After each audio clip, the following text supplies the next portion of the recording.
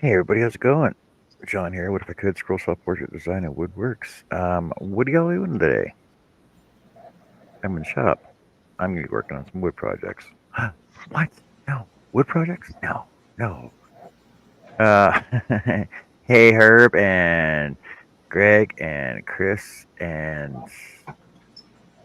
Annie and Joe and anybody else that's in the chat gonna be joining us right away. Hold on a sec. Somebody's knocking at the door.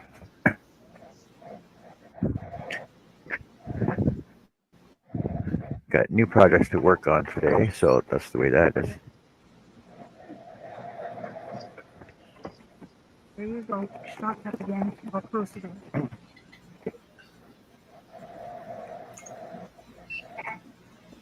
And so, because you know how John likes to start new projects, even though he's got a list full of stuff he has to do anyway. But that's the way life works, right, everybody? So, I'm not going to show you the project. I'll just do it. But we got no. Yeah. My Nightbot is working. So if you type in sawdust, it should drop your link for you. I believe. Actually, I should try this whole time. Sawdust. And if you type in weather and your zip code or your weather and your area code or weather your town, you drop it in there too. There you go.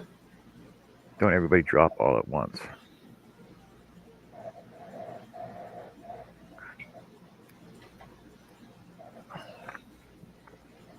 Joining us on the panel today, we got our awesome Mr. Pattern Designer, Herb Hooper. How's it going, buddy?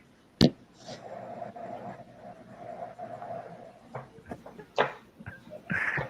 you taking a cat nap or what?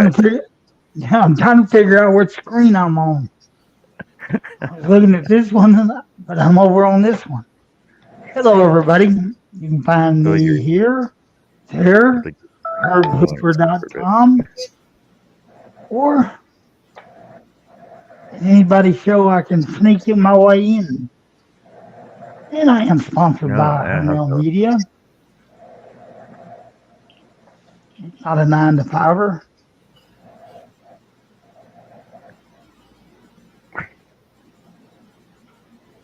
See, I got to get a website back up and running again. I just don't. I don't need a website because I really don't sell enough on the website. We'll see how that goes, though. Hey, Annie, what are you up to today? Oh, about 5'2" and holding strong. I am working on a hat, working on a blanket, and I bought yarn. Don't look now, Annie, but there's people up there staring at you. Where? Oh, yeah. Behind you, the aliens. Oh, those people? Yeah. The baby heads. George and Georgette and Georgina. You named them? Why not? Well, hello.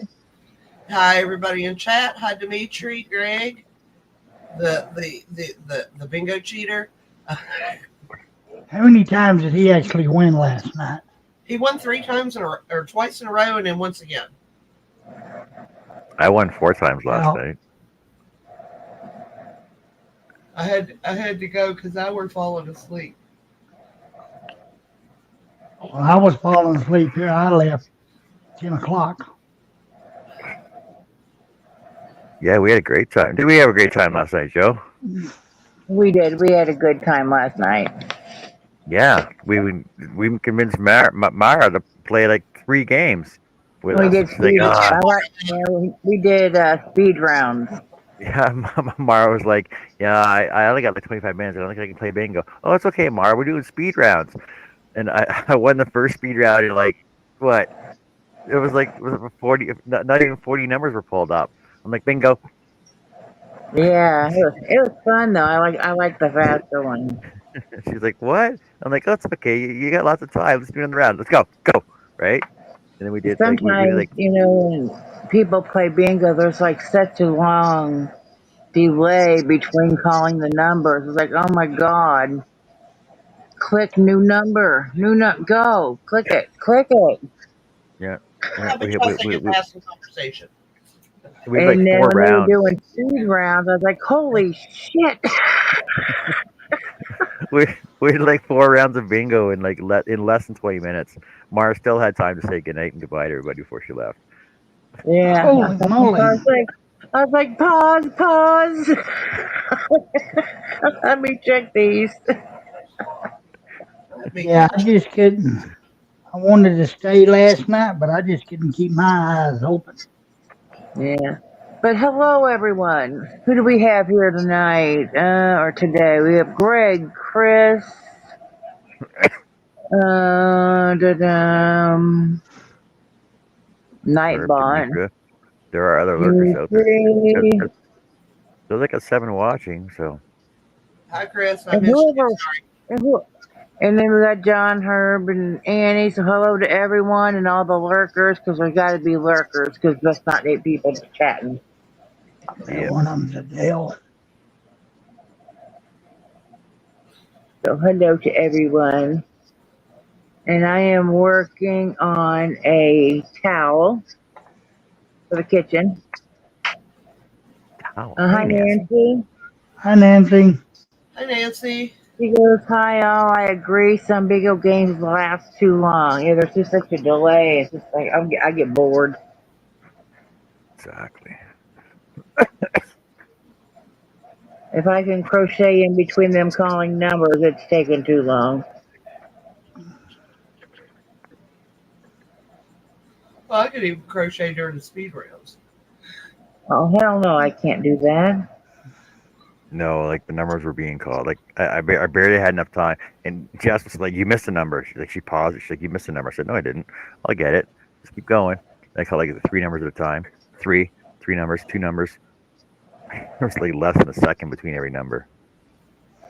If they were going fast enough, they had to pause every so often just to let people recheck their numbers. Yeah, I said, "All right. Well, Because, after 15 numbers, we'll pause it for like 10 seconds. Check your numbers, then we'll start again." And yeah, then but when I'm checking 2 Jess, sets, and then I got Zach's. I need more in 10 seconds. Quit Jess doing forgot to that. watch. Jess, Jess forgot to stop it. I'm like, I thought you were gonna pause it at 15. She goes, oh, it's at 20 right now. Then she paused it at 30. I'm like, no, I can just keep going, man. Go. Yeah, after I realized how fast you were going the second time, I was fine. We had a blast. Okay. Nancy says it's easy to check your numbers when you don't have any. What are you Yeah. talking about? And most of the games, Nancy, that was me. I didn't even have to glance because I knew it was my numbers. Although I got close a couple of times. Yeah, last night I was doing well last night. There were several of them that I needed just one number.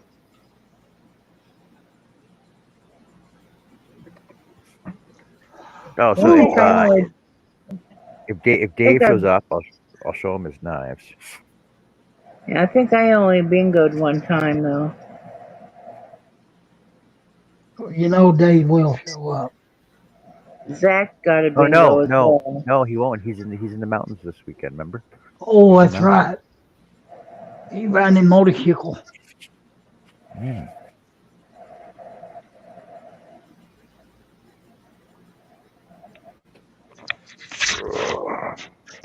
I gotta stop doing these late nights though. They're Yeah. No, Greg says I taking this only toll on bingoed me. 3 times. I Yeah, was but not Greg, you involved in that. bingoed the first 2, and then I got the next one, I think, maybe. And then you got the third one, the fourth one. So, yeah. What was up with that? I check my numbers Well, quicker than everybody else. No, I'm talking about Greg. hello, Oh, Jessica. Well, he Hello, won the Herb. first 2 rounds and Hey, then Jessica. the fourth as well. Hi, Jess. Hello, everybody. Hello. Hello. How are we doing today? We're doing What are we doing fine. today? I'm working on a towel. Don't forget your towel. Yep.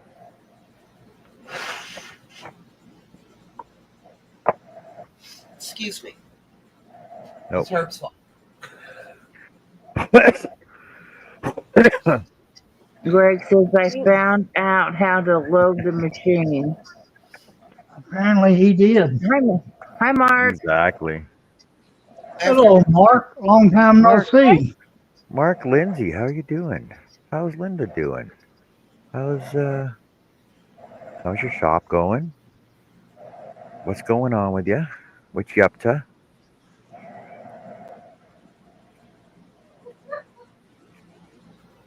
A lot of questions Annie, to what are answer all you at once, working on? though. I know you can multitask, though. I am working on my hat that we discussed that we decided it looked good with that extra little string of green in there. I'm liking it. Nice. I'm trying to decide if I'm going to have enough to put a poof on top. Herb, you're working on patterns today? No, ma'am, I'm taking a month off. That's a What? month. Yeah, right. I'm not. Yeah. I'm not even gonna. Oh, Just Whatever. Mark, it's gonna hilarious. step back and regroup. Yeah. I Mark don't. says he's been busier than a set of jumper cables at a redneck picnic. No, but the comment before that, though. Oh, I'm fine. Linda's Then still the that's same. it. He's a snake. I mean, it's Mark the snake charmer.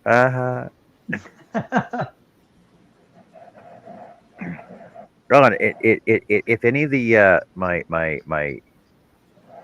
yarnists out there, yarn artists are watching out there, and you guys are watching really cool wooden stuff. You gotta go check out Mark's channel. Every once in a while, he does makes some really cool stuff for his wife. She's an awesome freaking spinner, like an actual spinner. Oh, that'd be awesome. She's not spinny. She's very intelligent. She does some awesome spinning, and yeah, he makes cool stuff for her. And we haven't talked to Mark in a long time. I don't know why Mark hasn't been on the channel. But if you get a chance, Mark, if you get a chance, man, you want to come on and tell us some awesome jokes because we miss your humor and your awesome Mark. Mark, jocularity. can you type sawdust in the comment section and drop your channel?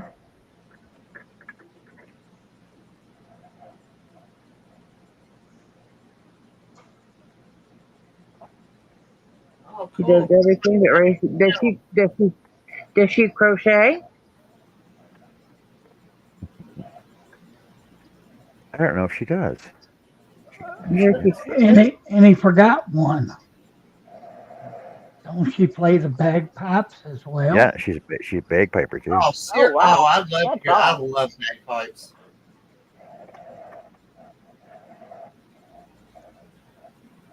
Yeah, and well, if Mark comes on to correct me, because I know he will, because I'm gonna get everything wrong when I say this, but she's in a spinning group, and I think this year they came second national, I'll be back. I and got a phone call. she spun. You remember how much it was, Herb? Like 10 miles of It was, freaking yarn in a weekend. yeah, it Oh was my an God. awesome No, amount. it was over a week. I think it was. That's incredible. Oh yeah.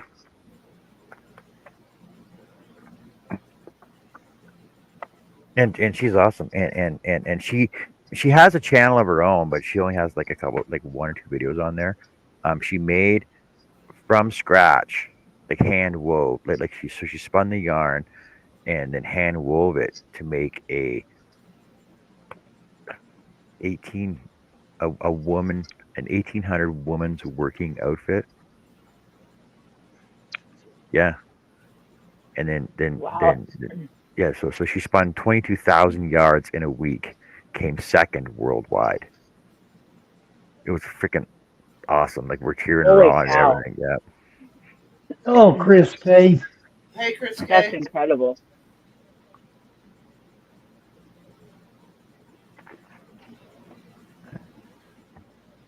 But I know Mark can talk about her for days. He's been married to her for Coon's age too. Or was it the other way around? She's married to him. How'd that work anyway? He, both of them were in the service. His other favorite thing to talk about is ice cream. Yeah. This is just my way of getting you on the panel, Mark. By screwing everything up, right? Look, even Greg's here to join us. Hey, Steven. Greg. See, Mark, Greg, Herb, Oh, Mark. it is Greg. You know, it's you got to come on. Just getting over a bingo hangover. Yeah. Oh my God.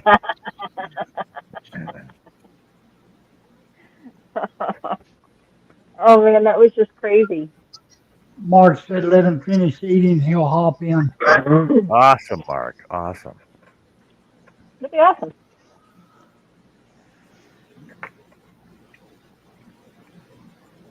Back-to-back wins. John, how many did you end up with last night? I had 4. Back-to-back 4, 5, No, well, no. Mine weren't back to back. almost. No, we're not even close. Almost. There was like what, one in between one of the wins.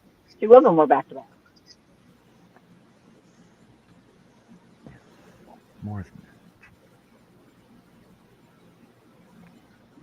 Need some cookies? Here. They give you some cookies. Hey Mara, how's it going? Yeah, I'm sorry. No. I stayed up late and I missed yours and Gary's show this morning. I know I said I was gonna make it, but I got up and I actually was out the door pretty early. I had to Hi, go buy Mara. some yarn. Oh, Mar. How you doing? I finished playing with cheesecakes this morning. I've seen that. They look Got those. delicious. Thank you, sir. Yeah, Got I them saw your going. cheesecake. Oh my Playing with it or God. eating it? He was just showing Huh? us pictures of it. Playing with cheesecake or eating it? Nope, just showing the pictures of the finished cheesecake. Oh, okay. Looks so good. 2 of them. I made a Black Forest cheesecake and an original cheesecake. Well, no, Mara. I have to apologize because I said I would be there and I couldn't make it. But I'm gonna make excuses. I was up early and out the door.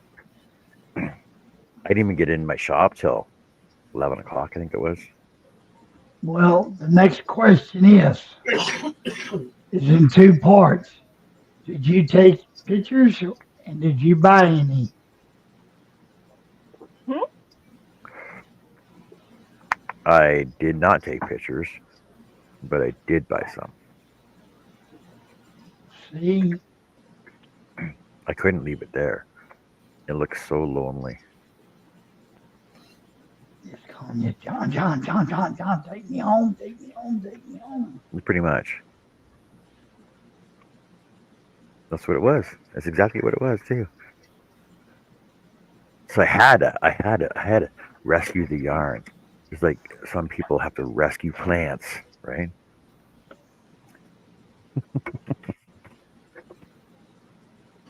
Public Well, service.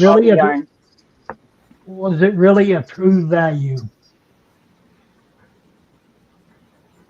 Yep. Because I got it at Dollarama. Oh, I thought you went. I went to Giant Tiger, but the problem is the Giant Tiger is directly across the parking lot from Dollarama. So, it's like a minute and a half walk or a 10-second drive. Yeah, Chris, you missed a good one. I had Yeah. them annoyed. They're calling me all kinds of names. Uh-huh. So how'd you like tap into the bingo board so it's called all your numbers? Just Oh, curious. it's the dark web.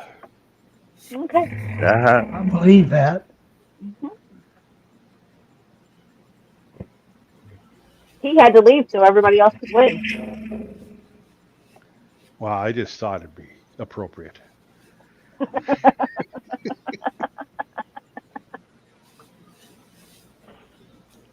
It's okay, Greg. I still didn't win even after you left. Mhm.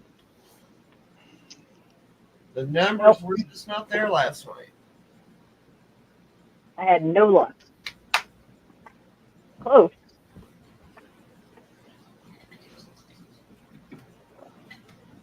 It was fun though. It's pretty bad you can't win at your own game. That's Well, right, that's Mara, kind of almost, exactly. it almost guarantees that I'm not TV.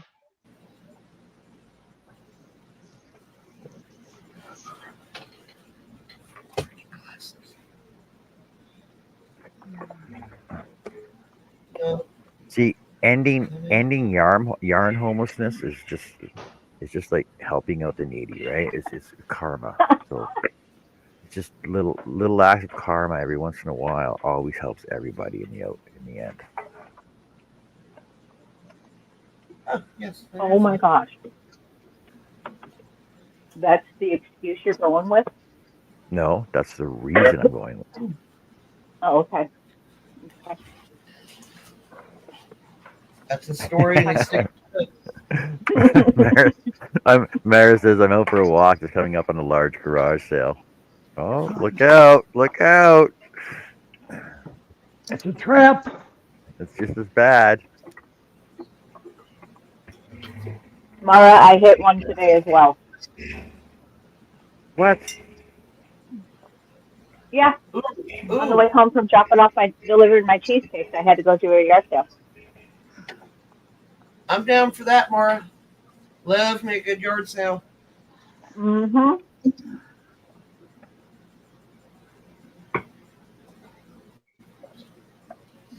Did not have any yarn though. I was fine. Oh, they didn't have yarn. Oh. No. Our yard sales seldom, if ever, have. There's not very many people in my area that crochet or knit. Not in this town, but in towns surrounding me, there's a lot of people. I got I'd have to. a lot of people Go ahead. on Facebook Marketplace selling yarn in my area right now. Like I would have to go to a flea market. there's one I saw that was they're selling packs of yarn, probably 6 to 8 per package, like $30 for each one. But it was from Denmark, like it was imported Danish yarn. I'm like, ooh, that actually looks pretty good.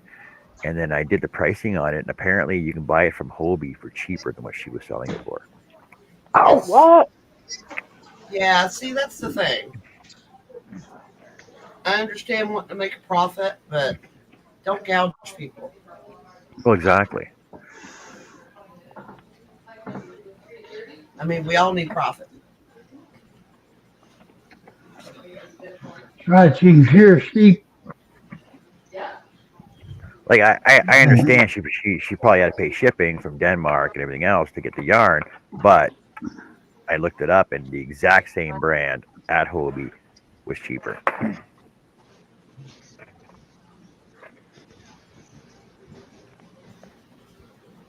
Meeting Margot at 3:45.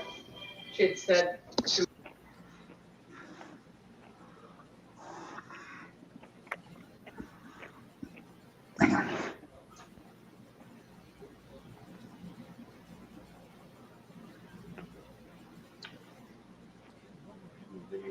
Oh, give me a sec.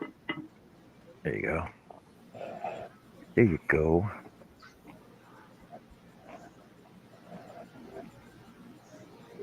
Well, better luck next time. Yeah, sorry about that. I had a phone call I had to take. Megan called. Welcome Dad's back. in the hospital. Is everything okay? Yeah, she said, well, I'm sorry I didn't call before now. He's been in the hospital a couple of days, but it was nothing serious, nothing life Well, threatening. I was like, okay, what's going on? And before, when he got real sick, when he couldn't walk anymore, couldn't sit up or anything, he just had a cold, and that's what knocked him out. And he got a cold this time, and he was coughing real bad and had a fever, so she took him to the doctor and nipped it in the bud. Yep. So he's been in hospital a couple days. He might come home tomorrow or Monday at the latest. But he's going to come home with an IV, and she has to give him a syringe full of stuff every day for like 10 days. Or antibiotics. Yeah. He's got an infection somewhere, so they've done all kinds of blood work. And so Megan said they've been giving him so many antibiotics and stuff, it probably cured stuff he didn't even know he had. Cool though. Oh God. But he's pissed off because he's in the hospital, of course. of course he is. Because he's a big time chain smoker and he can't smoke in the hospital. He's not liking that. I thought, if you're hacking like that, or it's, I mean, because he said he was getting real weak from all the coughing he's doing. I was like, well, if you're doing that, you don't need to be going outside and hacking more from smoking. Right? Yep. My So, problem with Well, hospitals, even though I smoke, is not smoking because that's not a big deal. If I can, I do. If I can't, I don't. usually when I'm in the Like that I hospital, I can't. don't even want to. I'm just like hurting too bad usually because I wait till I'm about dead before I go to the hospital anyway. I don't like yeah, not being able to open a window. I I mean, pretty much, I pretty much stopped going to the hospital when they banned smoking from the hospital. Mark's Yeah, playing bingo with himself. I see that. the word searches. It's better Bingo. than just, it's better than just playing with yourself. Oh, yeah, I wasn't going there, John. Mark, I hope you win. I hope you win, Mark. He's trying to trigger flashbacks for Greg. Oh, the humanity, the Oh, PTSD is kicking in. Oh no. oh, Yeah, but everything's all good. So we're all Hey, set. Mike. And I'll call cool. her tomorrow so I can talk to Michaela. Hi, Mike, Mike. hey buddy, how's it going? And Megan was talking about, she's like, she's like, I could use a few days in the hospital just to sit back and not have to worry about work or the kid or anything else. And like, Yes, you do. so, Yes, you do. and I was like, so if you went to the hospital, she's like, well, I'd call you to go to the house. So then I don't have to worry about Dad or Michaela or anything, and I just sit back and just relax for a few days. No. And I was like, that'd be an expensive vacation for 3 days. No Oh, kidding. huge. Man, She's it's huge. like, but I've 3 days. done I've paid all the deductibles, so they have to do it before December, whatever, in December. Otherwise, she has to pay again. So I was like, well, give me a couple of days' notice. Exactly. I'm Mike, and if I missed anybody else, hello. Oh, so To the Herb, you hospital, remember all I could think is that somebody was messing up my kitchen, and I was we're calling talking about constantly to make sure they was putting stuff back where it went. yeah, we're talking about hospitals and everything else right now, and I do know that one of our woodworking community members, Judy Gale Roberts, passed away. Yeah, Yeah, like it was a that couple weeks was ago, 2 weeks and ago. also uh, Donna Presley, Love Angel, her mom got put into hospice the other day. Yeah, I'm sorry to hear that. I don't know them, but I'm sorry to hear it. Yeah. Dang. So, Sorry. and we all pretty much know that hospice is like the last of days. Yeah. That's it. Yes. Just like But my father-in-law, they kind of hope he makes it to at least the third for his birthday, but the way Is she I'm was talking tomorrow? earlier, very that's not going to appreciative of happen. people who do Uh, hospice. It's a hard job. I'll see you later, Mara, unless you're saying goodbye to somebody else. I think she's leaving. She said see you later. Yeah, Mara, take are care. you coming on the Hi, Mara. Mara? Mara, I can send you a link tomorrow to come on our crochet panel before you're live tomorrow night. Gives you some time to calm down and relax and spend some time with us. Let me know. Yeah, we just get a little crazy. Not too bad. John keeps us in line. Well, John keeps me in We're line. Yeah. we're a fun we're a fun crazy, not psycho crazy. I just blame it all Usually, on John. It's just habit. yeah, we're not usually psycho crazy. Just fun. Psychobabble. Yes. Yeah, but as you were talking about hospice, I think they don't call hospice in until you got like 6 months or less. I think is what the standard is. I mean, when we had it for mom, it was like the last couple weeks Yeah, that's what it was with my mom. because I mean she had all of us kids there doing everything for her, so she really didn't need it. But then towards the end, Oh, yeah, we look, called it in.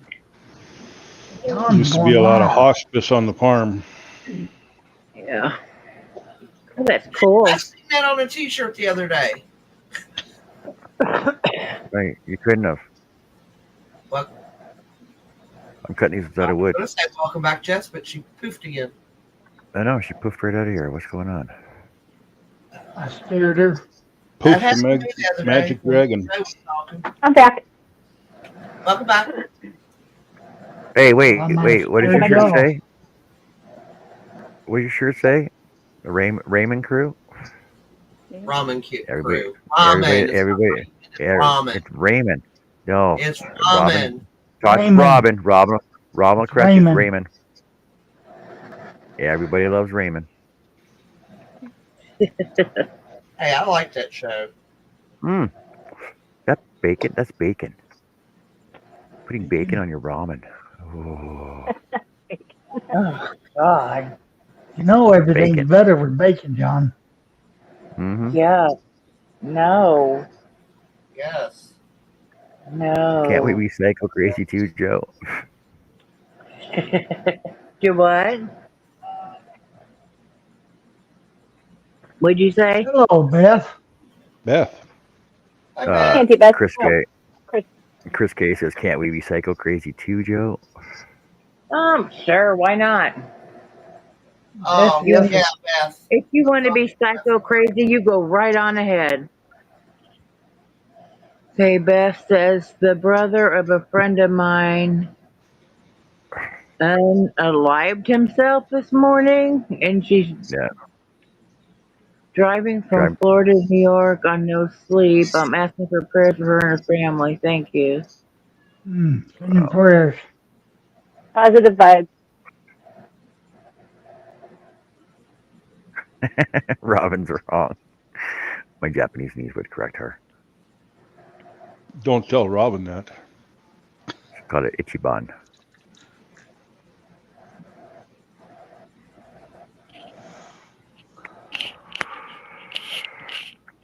Where was I at? Oh, I was at Dollarama this morning. I was noticing. I was going down one of the food aisles. I was noticing that, like,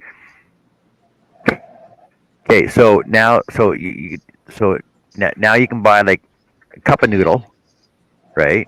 And then beside that is Ichiban ramen noodles, and below that was pho noodle in a bowl, and below that was chicken noodle soup. So I was trying to evaluate this as the international noodle section, right?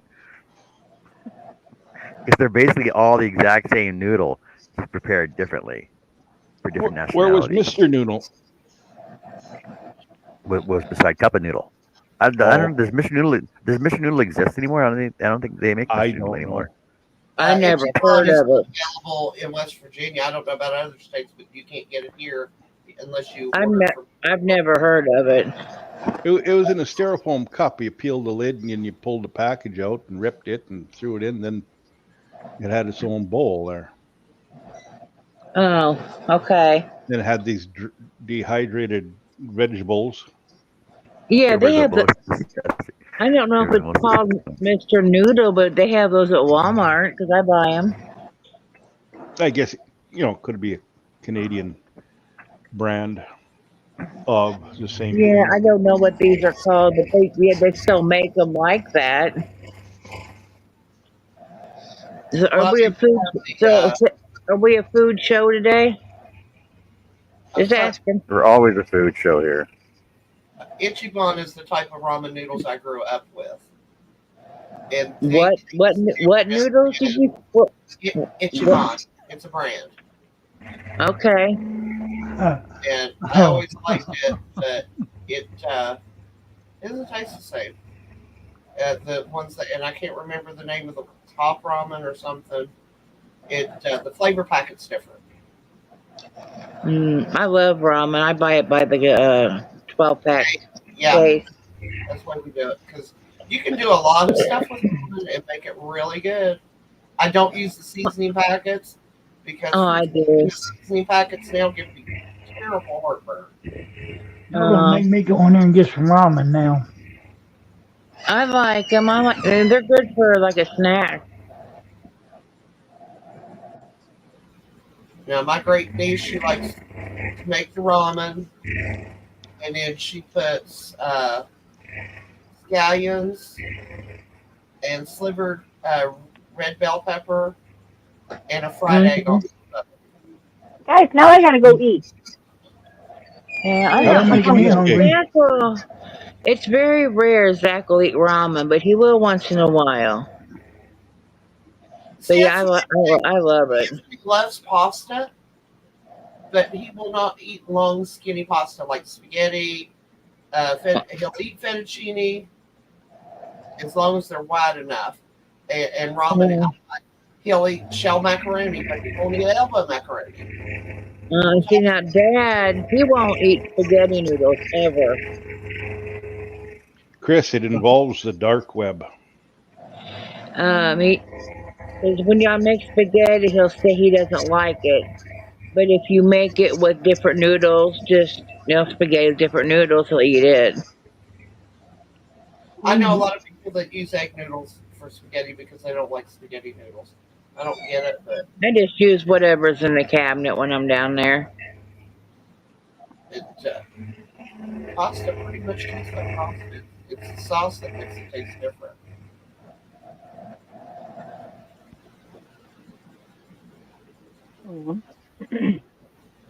Right, Zach? You say yes, Mother.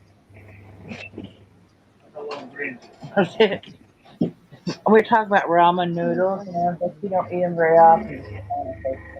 Yeah. I think it's usually the chicken. I'll do up the ramen and I'll saute shrimp or diced chicken.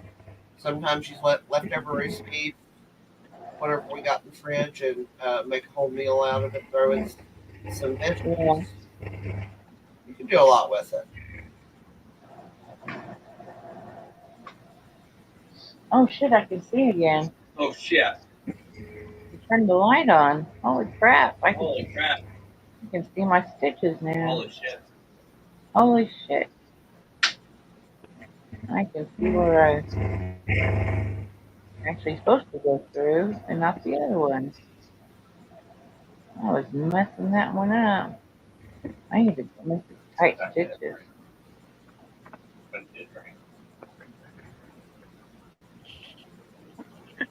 Not still raining?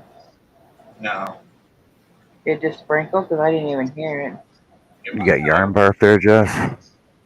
Yes, There, it's wet.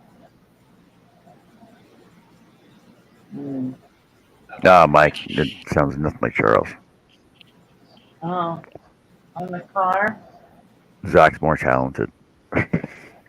The windshield wiper fluid does not come out. It worked a little bit. As Pat said, it was probably plugged up somewhere, and he doesn't have the stuff to fix it. And that's why the fluid wasn't coming out. So what's this project you're not showing us, John? Looks like a It's frog to me. the frog. So I don't It's a know. gift. Oh, The thing is, I have to pack up some yarn and send it off anyway. That's So I was why it's throwing some not extra good. stuff in for it. Oh, They had him come over and look at it. He said, bonus round. Yeah, pretty much. we have to just fill that up before we left. But I had an idea. I had an idea for some smaller stuff I anyway that I was told going him, to throw in with it. I'll get the So now I'm yeah, good a chance barely to do it on right there. now. And he said, well, I could say is, No, Mike. oh, Dave's it's knives are about done. to They're done. I have to do like a final sanding on That's good for a just to while, find but then you guys had windshield wipers. just to clean up the cut edges on the metal and then clear coat them. But I need his address before I can send it off. So I'm waiting for that. 1313 Mockingbird Lane. Tell you before I forgot. No, Yeah, you it's showed them last week sometime, didn't you? storage unit 14, Yeah. something like that. Storage unit 14 in the Mark middle of Smith. nowhere. So you Mr. started. Mark Lindsay, how's it Hey, going, buddy? Mark. What are you up to? Hello, Mark. Oh, just doing better than I deserve to be. Holy moly, hold the porches. Yeah, that's me. Damn, he shaved. Yeah. A long A time couple ago. months ago, yeah. Yeah. I consider it crop rotation, Herb. Oh, well, the last time I seen your video, you had this Santa Claus beard. Yeah, I had the Snow White going, but it's getting Yeah, too so- close to that time of year. I figured now I got to shave. No. Your bananas are getting brown spots. Okay, I'm going to use some here in a little bit. It was good seeing you. Yeah, I just been busier than heck with so many things going on in the background. It's not even funny. Well, that's good though, isn't it? Well, it Wait, can be. Hold on a sec. Talking about background. What's What's what? let's see. Well, what's on in your It's- background? It's still That's there. pretty. It's the same. Yeah, it's the same. It hasn't changed That's at the all. same spinning wheel. Yeah, that one hasn't changed at all. She said something to me the other day about I've got 6 guitars in her yarn room. And she said, boy, it sure would be nice to get these guitars out of here. And I says, tell you what, you take your spinning wheels out so I can move my guitars in here and we'll be all right. Oh, yeah, that's right. Okay. I am thinning them out of here little by little, but I still have 1, 2, 3 in here that I need to get done and moved out. So how's it been going? What you been up to? Like what? Oh. Your tutorials are still on the go. I seen that. Yeah. What? Like, are you got a big project on the go? I'm in the middle of making Linda a serving platter for when she does her weaving guild meetings. Everybody brings Yeah, in goodies. You were talking about that like 4 or 5 months ago. Yeah, I had to wait on the weather. I had to wait for it okay. to warm up so that I could do the epoxy casting. And I have the blank cast. Let me see if I can find a picture of it. Let's see. Come on. All right. Yeah, I have a picture if you want to see it. Sure. Of course. Present. Boing. So you And can pull it up big. There you go. and can you see that picture there, John? Yep. Yes, Okay. that looks awesome. That's a blue mica powder epoxy. And all these pieces are pieces of walnut that I salvaged from a friend of hers. They did a kitchen remodel and laid down 1-inch thick solid walnut hardwood floors.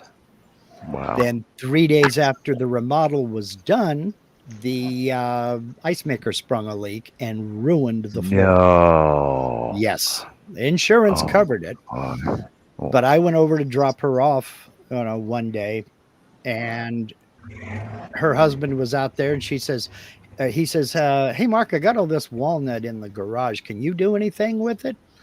Well, I was on that so fast, I think my shoes made sparks. And this is the tongue edge of tongue and groove flooring. Yeah.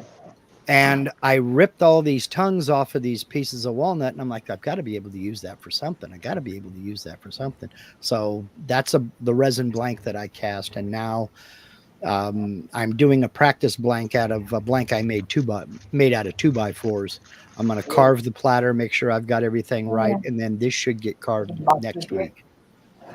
So Good thing you had a truck to pick it all up with. yeah. Yeah, this has been a long road for this. Well, I didn't have the truck then. That would all went back into the back of the Jeep.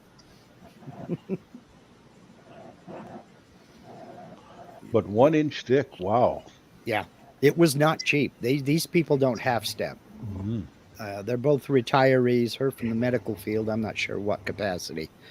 And he was he worked for AT&T as some highly technical field. I don't know what, for about 35 years.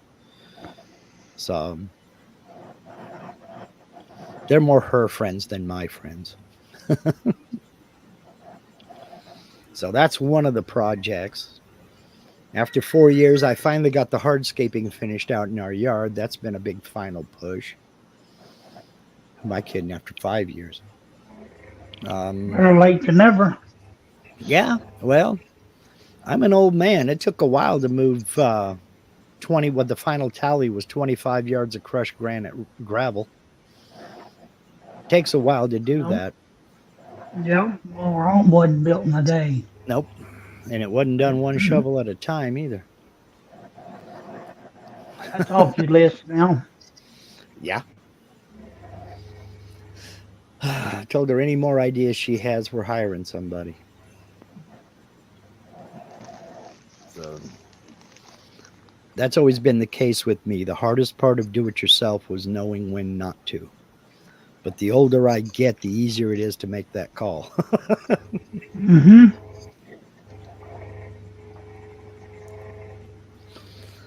See, what else have I been up to? Restoring a spinning wheel for her.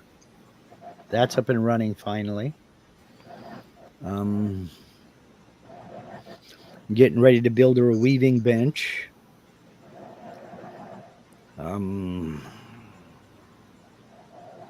What else? God, you name it. It's been a while since I've been on, so God only knows what I've been up to. Speaking of restoring spinning wheels, I watched Matthias Waddell or Waddle, and he was cutting screw threads on a lathe. With so it reminded me. Did you ever get your bit and all that figured out for your CNC to cut? Yes, screw threads? Yes, I did, and I finally got a rotary axis. It's one of the things that I've got. I've got a rotary axis set up on my CNC router, so I can do the external thread because it's got to be about 5 inches long, and there's no way of holding anything upright that long on my machine. So I'm getting it dialed in and adjusted, and of course that means I get to make several new spindles. I got to make a couple of legs for the spinning wheel over here to my left. She seems to find these spinning wheels that somebody has fallen on top of and the front legs are broken. So this will be the second set. The first set I sent, you know, Dan Haryu, right? Yeah. The first set I sent the broken ones to him, and he cut me 2 new legs out of chestnut. And then sent me the die, and I finished them up and got that wheel up and running. Linda's got that video up on her channel. And let's see what else. Man, I don't remember. It's been a lot of stuff going on. Bought a pickup.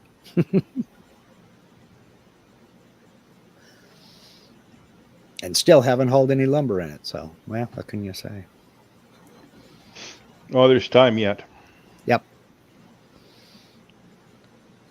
Other than that, just barbecuing and living life. Speaking of which, somebody asked earlier if this was going to be a food show. I'm reverse searing a tri-tip roast in about an hour and a half. Oh, killing me with food. Mm-hmm. Reverse searing. What are you going to make it raw again? No. Reverse searing is searing after it's cooked. Oh, okay. But Cooking out of order. Yes. And what I do is I get the Weber heated up to about 250 degrees, somewhere in that neighborhood, and do an offset cook where it's not sitting over the coals, it's sitting away, and cook it until it's about 130 degrees, which is right at the beginning of medium rare. Then take it off, let it rest, build up the fire really hot, and then sear it over the open coals. Man, is that good. Oh, man, is that good. Then once you sear it to your liking, let it sit for a few minutes and then slice in, and oh man, is it good. I do that with chuck roasts, and people swear up and down I made them a nice thick sirloin steak. Yum. Oh, it's good. But you got to like rare meat. Sounds delicious. We're medium rare. So Yeah, okay. Sounds delicious. it is. You can do it in the oven too. Just use a skillet instead of your grill. Put it in a real slow oven, about 200, 250. With a chuck roast, it's not so much about the temperature, it's the amount of time it takes to get up to temperature. So I set my oven at about 200 degrees and put the chuck roast in there and bring it up until the internal temperature of the roast is about right at 130. Then take it out and then just brown it in a cast iron skillet. And oh my God. I'm hungry. Slice into it and you'll swear you're eating a sirloin steak. Chuck roast is my favorite roast. Yep, it's one of my favorites. Flavor. Mm-hmm. Yep, I agree. It's one of my all-time favorites.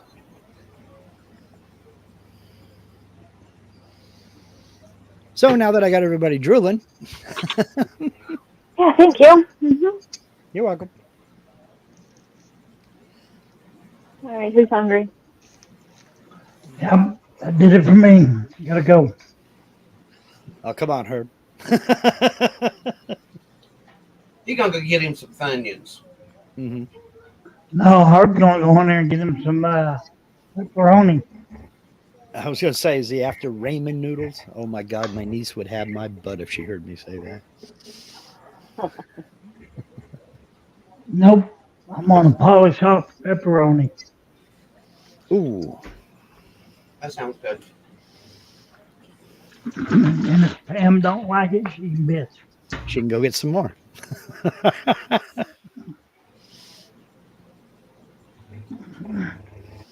It's easier to leave me home by myself on a Saturday. Mm-hmm.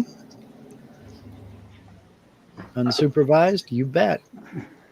I was running low on snacks beside my chair inside the house, and I looked down. I'm like, oh man, this box of coffee crisp is almost gone. I guess I better not send this to Mark now.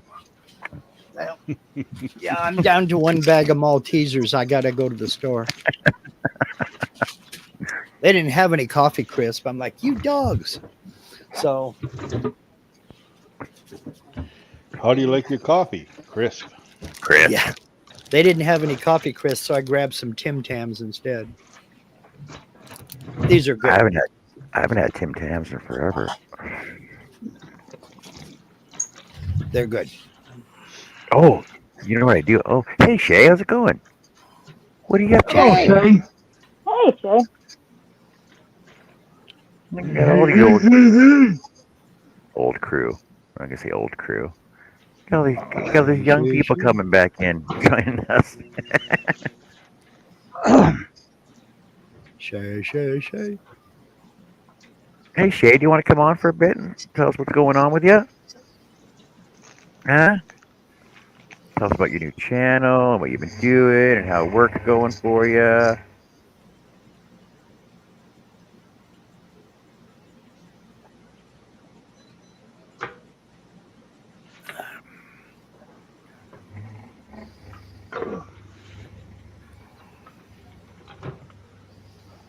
promote your channel.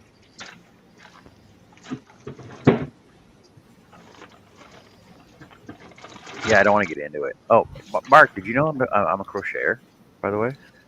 I got my own crochet Yeah, channel. I saw that. You're one of those fiber people now.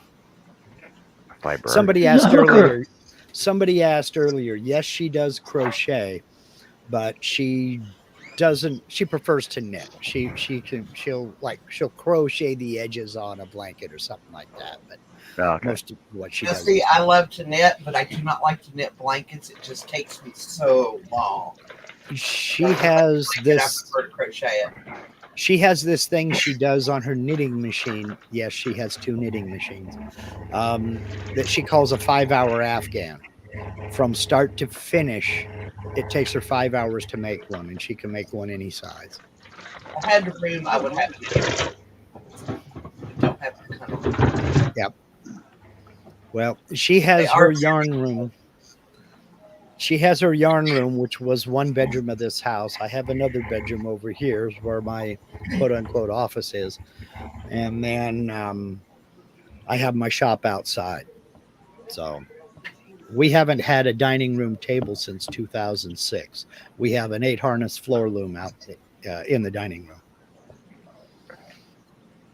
And she's down to 22 spinning wheels scattered around the house. She doesn't have a Only problem, right? 22? Probably have that many. I love spinning wheels. I think they're amazing. So I've never spun. I don't know how to spin. I just like spinning wheels because I think they're beautiful pieces of art. Yep. Yep, they are. They are. Well, I'm a wood guy, but I also like machines, and these are wooden machines, so what's not to love, you know? Exactly. Mm-hmm. So her friends found out that I worked on a few wheels for Linda, and of course everybody with a broken wheel now was going, Mark, can you fix this? So yeah, okay, let me look at it. I'll do what I can. And then that turned into, well, if you don't take this, it's going to the dump. And we've gotten, I would say, probably out of all the wheels that she has had and does have, I'd say 90% of them were in that kind of condition. If you don't take it, it's going to the dump. And when you look at something that old, it's like, I can't let that go to the dump. Yeah. Antiques. So, well, this last one I restored. It's a Brittany wheel from France. It was made sometime in the early 1800s, and I couldn't let that go to the. Wow. I couldn't let it go to no. the dump. So. And I will give you this. I've seen spinning wheels from around the world. The French spinning wheels was probably the most intricate as far as adornment on them. The French and the Norwegians both, they get real artsy. With the Norwegians, it's mainly about paint, because all these old things, they were made with 5, 6, 7, 8 different types of wood. So they would paint them, and some of them are real intricate in their painting, and others looks like they took a 4-inch brush and some barn red paint, and that was good enough. But yeah, I've been Hello, Al. Probably the ones that was scrolling. Oh, nice. Oh, And I I'm like just that. deciding what color to paint it. Oh my God! Well, for you, the leaf should be white and the circle should be red, shouldn't it? Okay. Oh I don't my think God! Hey, actually, Mark, do you remember? Do you remember that? I caught that on my 250 by my 25-hour live. That particular one. Yep. Oh, I cut okay, that cool. one. I cut that one on my 25-hour live when you were there. Oh, okay. Yeah. You cut so many things, and remember who you're talking to, John. I mean, I can't remember what I had for dinner last night. You expect me to remember what you did 2 years ago? I remember all your projects you were working on. Hi, Al. Welcome in. Hey, Al. Hey, Mr. Odessa, how's it going? Kilroy, Shake it out. Kilroy, Mr. Forte. It's pretty Cute. bad. It's I here. had to try 3 times to get his name right. Yeah. Oh yeah, so talking about getting old. Here's John's new addition to his getting old. Well, welcome to the club. You're how old now? I'm 52. What? Well, you're What's that? about 10 years past me when I started. I started wearing glasses in my 40s. So you lasted longer than me. But well, I shouldn't have lasted this long. It's just from looking through the magnifying glass so much, right? So now it actually helps me with my crochet, so I can actually see the stitches properly. Hard going to the yarn store with a magnifying glass like that. Yeah, especially one that's that big around. You know. Mm-hmm. Yeah, I started needing reading glasses in my early 40s. And it was like, well, no, my eyes are fine. My arms are too short. Exactly. After I had my cataract surgery, I can't see anything close up, but I can see everything far away. Yeah. It's been an adjustment. Yeah. Yeah. That was a lot of money, but I'm kind of glad I spent it. At least that's why I won't go blind until I'm at least 80. How long ago did you have it done? In July. In July. Oh, okay. Yeah. So it's not, I'm still adjusting to life without glasses. Mm-hmm. Because I've been wearing glasses since I was 16. Yeah. My father had surgery. He was just starting to get into cataracts, I believe, or there was something, and they did it with laser. And he said, well, while we're here, we can take care of your stigmatism. You can, you won't need glasses anymore. And so he said, yeah, go ahead and do it. He started wearing glasses when he was 10. And I asked him about 3 months later, well, how do you like having your eyesight fixed? He says, I hate it. I said, why? He said, because before I had one pair of glasses. I used them for close-up work, for distance, and they were the ones that automatically tinted when you went outside. Yeah. He says, now I have a pair of glasses that I wear with clear lenses because I can't stand to be without them. And I also have reading glasses because they couldn't fix that. I have glasses for the computer, and I've got sunglasses. So now I've got more than one pair of glasses to keep up with, and I hate it. And I'm like, well, yep. And this is can't have why everything. I have a pair of readers in the car, Mm-hmm. a pair of readers at my desk in the living room, a pair of readers for my craft room, a pair of readers in the bathroom, and a pair in the kitchen. And I have sunglasses in the living room that I wear if I go out in the yard, and then I have another pair of sunglasses in the car because every time I go somewhere, I get to the car and realize I forgot my sunglasses and have to come back and get them. Glad I'm not the only one. Save some wear and tear. Yeah, I've got these that stay in here. They only leave this room when I go to clean them. I got 2 pairs in the bedroom. I got 1 pair out in the shop. I got sunglasses on the counter ready to go out the door. And I got another pair of sunglasses in the car in case I forgot to grab them on my way out the door. I got glasses all over the house. Well, I actually have 2 pair in the car. I've got a pair in the glove box, and then I got a pair on my visor. Yeah. That way, if I put them up on my hat, Mm-hmm. and forget to, because when I go in my carport, it's like when you got sunglasses on, it's like pitch black. So I have to put my sunglasses up to get in the carport because the one time I didn't, hang on, yeah, I ran into the end of the carport. Yeah. And my granddaughter's like, Gramps, did you just hit that wall? And I was like, nope, wasn't me. Nope. Who you going to believe, me or your lying eyes? I started wearing readers a couple about days 50. later. He's like, how come all that stuff off that shelf at the end of the carport? He said, did you move it? He said, it was all on the ground. I was like, I don't know what you're talking about. Must have been a cat. Yeah, we have 2 cats. I did blame it on the cats. I mean, There you go. I mean, What'd you say, Greg? I just started wearing glasses, readers around 50, hmm and both eyes are about the same, you know.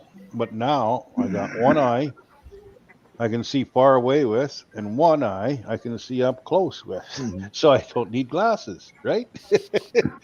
Except for when it's, you know, something in between that just I want to read the the text or something like that. hmm But like I don't drive with glasses, although I'm supposed to have corrective lenses. But you know, Yeah, I don't need them to drive. I just need them when anything is. Well, I'm about arm's reach from this computer monitor, so I need them for the computer monitor. But further away than that, I don't need glasses. yeah. So it's just reading and up close work. But now I have to if I carry 2 cards with me because on my license it says I have to have corrective lenses.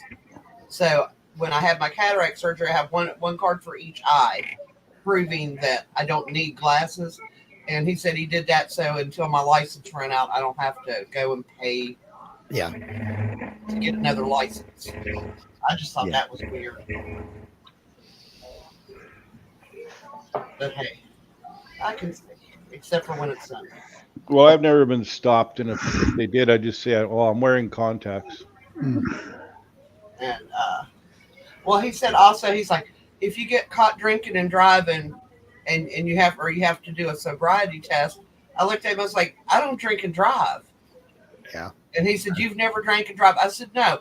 I said, when I was in high school, I lost my best friend because he was drinking and driving. I've never. I said, I won't so much take a drink of beer and get behind the wheel of a car. I said, I won't do that. And I he was don't like, drink. well, most people. And I was like, yeah, well, I'm not most people. I don't drink, so that's not an issue. I don't drink anymore. I used to. Don't drink, don't drive. He said because when you have the cataract surgery, it changes the way your pupil dilates. hmm And he said that was another reason I had to have the cards in the car. Because he said Oh, your wow. eyes will not react the way most people's do. So I ain't worried about it. Plus, around here, they put it on the news when they're going to have a sobriety checkpoint, which to me kind of, what's the point of having a checkpoint if you're going to tell everybody you're there? Yeah, drunks don't watch the news. I guess not. And Mike says, for the record, it's raw, man. Raw, man. Thank you, Mike. I already told him that, but nobody would listen.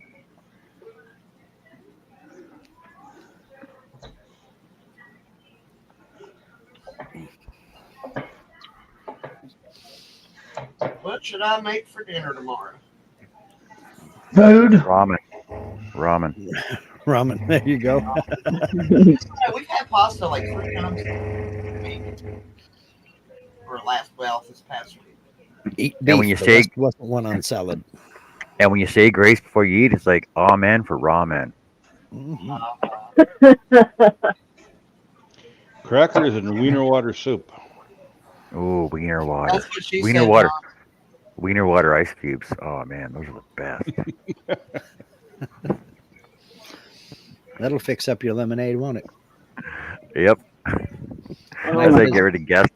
That's how you get rid of guests from your party. Oh, you want another rum and coke? We want ice in that? Sure. Here you go. Guaranteed to keep those in-laws from ever visiting you again. I don't remember what commercial it was. It was for a knife company, but I don't remember what company it was. The announcer was hilarious. The one that sticks out in my brain was he was talking about this sharp slicing knife. You'll cut that roast beef so thin your guests will never be back. Thought, yeah, give me one of them. Keep on away. Best knife I ever owned, and I've got 2 of them and had them for over 30 years, is Old Hickory. They last forever. They keep an edge good. I've got a Challenger slicer that's really good. And a Hinkle's boning knife that I like. my brother bought me a boning knife, Mhm. I think, in the early 2000s for my birthday.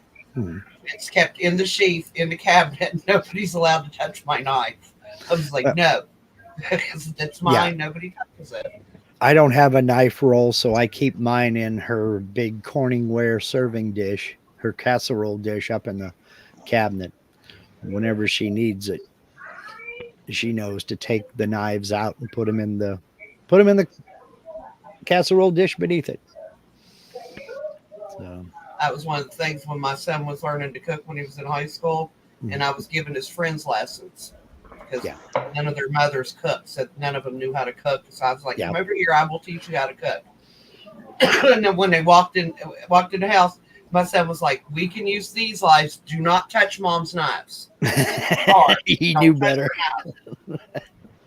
And one of his friends, he goes, "Well, what happens if I touch her knife?" He said, "She'll cut you with it." He said, "I'm serious." He said, "Don't touch her knives." Yeah, I've got a boning knife, a fillet knife, and a slicer that I keep a close eye to. But the rest of them are more or less for general kitchen use, and everybody can get hold of them. I've got stainless steel ones that everybody can use, but Mhm. my good knives nobody touches. Yeah. Because nobody knows how to treat them right. Well, Linda's like, I'm not going to mess with your knives because that would mean I was going to be out there trimming a brisket or something like that. And that's your job. So she won't fillet fish. She don't trim up meats. She don't slice up meat. That's my I job. worked selling seafood. I had to show my sister how to debone the salmon. She Mhm. got a whole salmon. She goes, "I'm gonna have to pick all that." I said, "No, you don't." I said, "I will come over there and show you how to debone that really quick." I Mhm. said, "You'll have a few pin bones that you have to contend with." I said, "But that's what pliers are for." But I said, "Or a spoon." on a salmon, they're big enough. You can get them. Yeah. Trout is a little different. I showed her how to do trout and bass because her husband was a big fisherman, and Yeah. but I honestly told her when they get on the news and say you can eat catfish from this river once a year, I'm not going to eat any catfish from that river. Yeah. It's Yeah. like, no, Same here. if you're telling me even if I can only have it once a year, what's in it that I shouldn't have? Yeah. I'm saying there's a few lakes around here that were close to old mines and what have you. And they say, well, don't eat this fish and don't eat that fish, but you can eat these fish because we planted them. And I'm like, yeah, well, I'm not eating anything out of that lake. Yeah. Thanks very much. There are too many lakes around here I don't have to worry about. I don't need to go to that lake. Well, in West Virginia, I mean, we grew up eating fish out of the rivers, Mm-hmm. but there are so many chemical plants up and down the river now. Yeah. That I'll tell you, there was a wreck off of the bridge from Ohio leading into West Virginia and Point Pleasant. And so they were diving, looking for the car and the guy that was in it. Oh, And great. the divers come up, and he was white-faced. Mm-hmm. And he just looked, he said, "I am not going back down there." He said that he's seen a catfish down there almost as big as a car. Huge open sores on it. And he's like, "No." He said, "I'm not going back down there."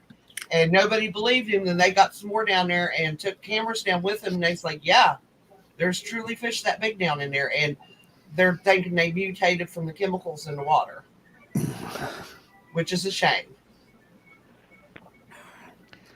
But Well, I live at the Canadian for sure, if not the world, catfish capital. That's what they claim, you know. Mm-hmm. And there's only one guy I remember used to eat catfish. He's my old neighbor. He's dead now. But locally here, we don't eat catfish.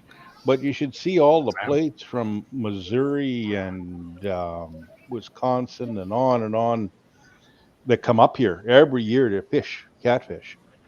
oh yeah, Catfish is good. I I've love had that. it once, Mhm. I but like.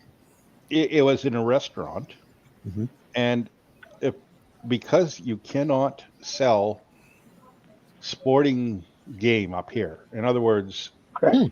it has to be farmed or shipped in from a place that, so it wasn't even local catfish. Really?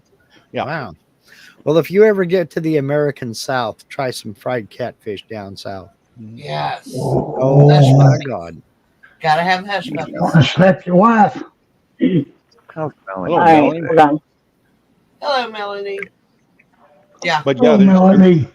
there's There you go. everybody catfish is up here. Like, we all There you catfish, but it's just for catch and release. There you go. Yep. Now it's either a There's big one. catfish, because just Looks small. looks like a channel cat. No, Yeah, that's it's a a big channel. catfish. That's what we have channel cat. And they're 35, Aw, 40, 45 Hey, pounds. Lee. Hugging her No, catfish. that's not a channel cat. No, hold on. Bring this up. Yeah, there you Yeah. go.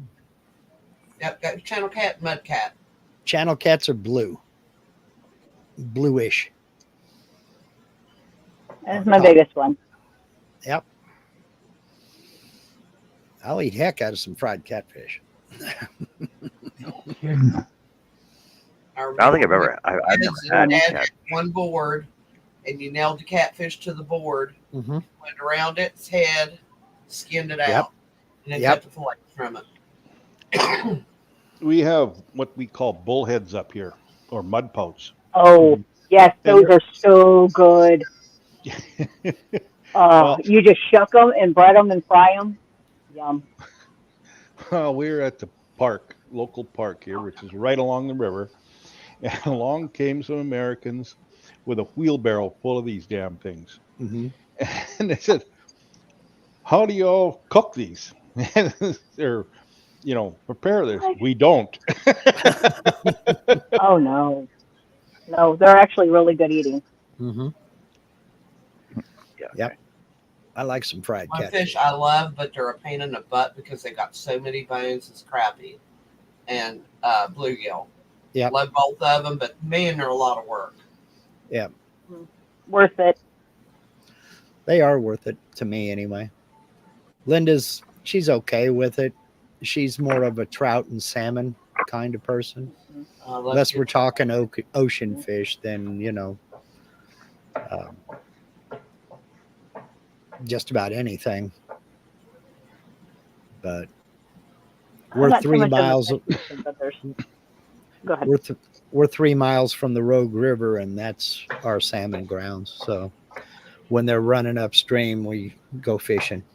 If I ever get to Canada, that will be why. Because I want to go salmon fishing. Do we have those ones? Last I one love I salmon. I bet they're a good fight on them. well, last one I caught was 35 pounds. It was 40 inches long. Yeah. King salmon or Chinook, whatever you want to call it. Either or. Indeed. Made it tomorrow.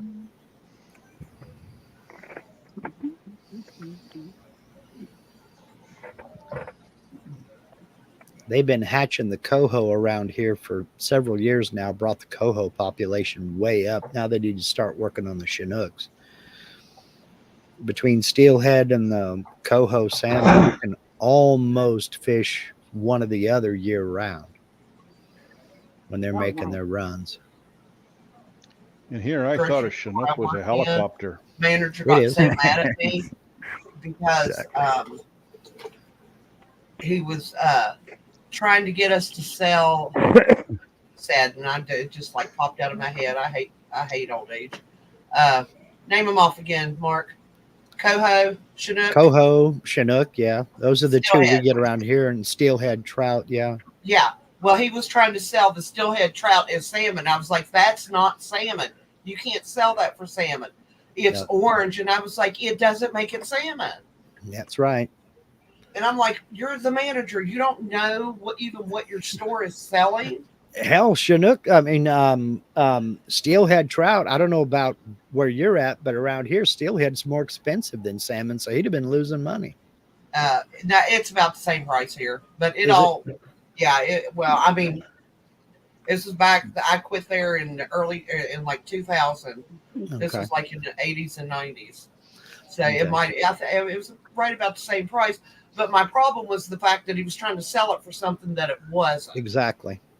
And because I was looking at him, I said, have you ever seen a whole salmon? Have you ever come back here and looked when we get an order in? I was like, that's not even the size of a salmon. Mm-mm. Yeah, me and him went around a lot of stuff on the seafood because I didn't agree with his practices.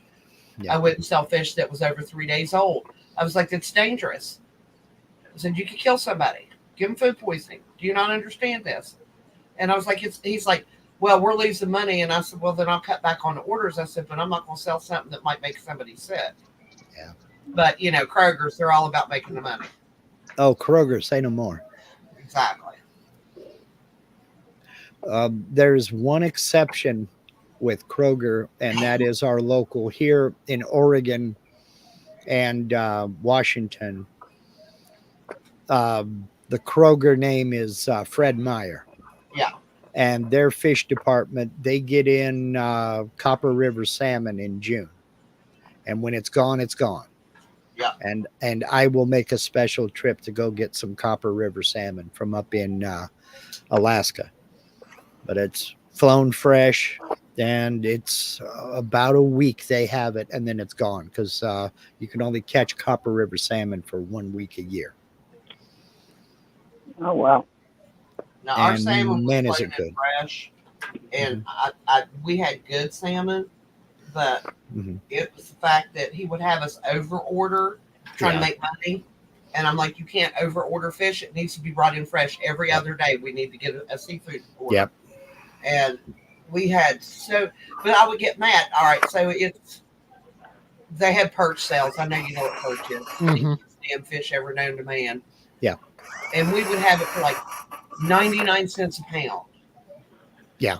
And people would come in and buy boxes of perch to put in their freezer.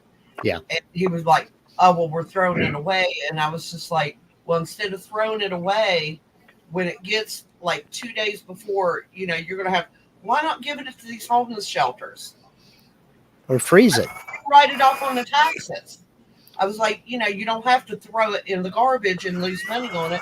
At least give it to somebody that's going to use it. No, they won't do that. Kroger's will not donate stuff like that. We're in this business to make money, not to give people free food. That was their attitude. Freeze it. Too. All you have to do is mark it on the tag, previously frozen. Just freeze it. Well, I mean, almost all of the fish they have now is previously frozen. They don't get in fresh fish anymore. Yeah. We've got one store here. It's a local store. The company owns 3 stores, 2 in our town and 1 about 60 miles up the road. And they buy local as much as they can. And the overwhelming majority of the fish they sell is still frozen in the meat department because they buy it in bulk and freeze it themselves. And he's got all the butchers and everything. They do break down full animals. In fact, he when the county fair runs, he buys up all the winners and sells them. Now, see, we have 2 local supermarkets around here that do that. Yeah. But Kroger's, no, they don't mess with anything like Yeah. that. Nope. It never did. I mean, I will tell you that the meat cutters I worked with at Kroger's taught me a lot because I went in there knowing the only thing I knew was home butchering because we butchered our own beef and deer and stuff. Yeah. So I didn't know like the cuts. I was like, hack it off. You make a roast, you make a steak, except for the tenderloin, of course. You got to be careful with it. And they got me and they said, if you really want to learn, get back here. This is how we were taught. They don't do apprenticeships anymore. Yeah. You go to school to be a butcher. Yeah. And I'm sorry, you don't get the same kind of training as you would get from an experienced butcher. 100% agree. And we're pretty rural out here, and there's still a lot of cattle ranchers. So we've got mom and pop butcher shops all over the place here.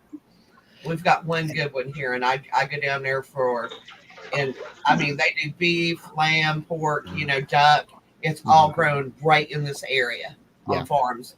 And I like to get down and give him a lot of business. Just one, he's been in business for the business, it's not the same one, obviously. He's a son of a son of a son. But it's been in business for almost 100 years. Yeah. Family owned. And so you got a lot of experience there. Yeah. And I like going down. I like to support him. He's a really nice guy. Yeah. Oh, you ought to see it when the deer season or elk season. I mean, they got their signs out there. We'll cut and wrap. Oh man, I wish we could get elk in West Virginia. I like elk.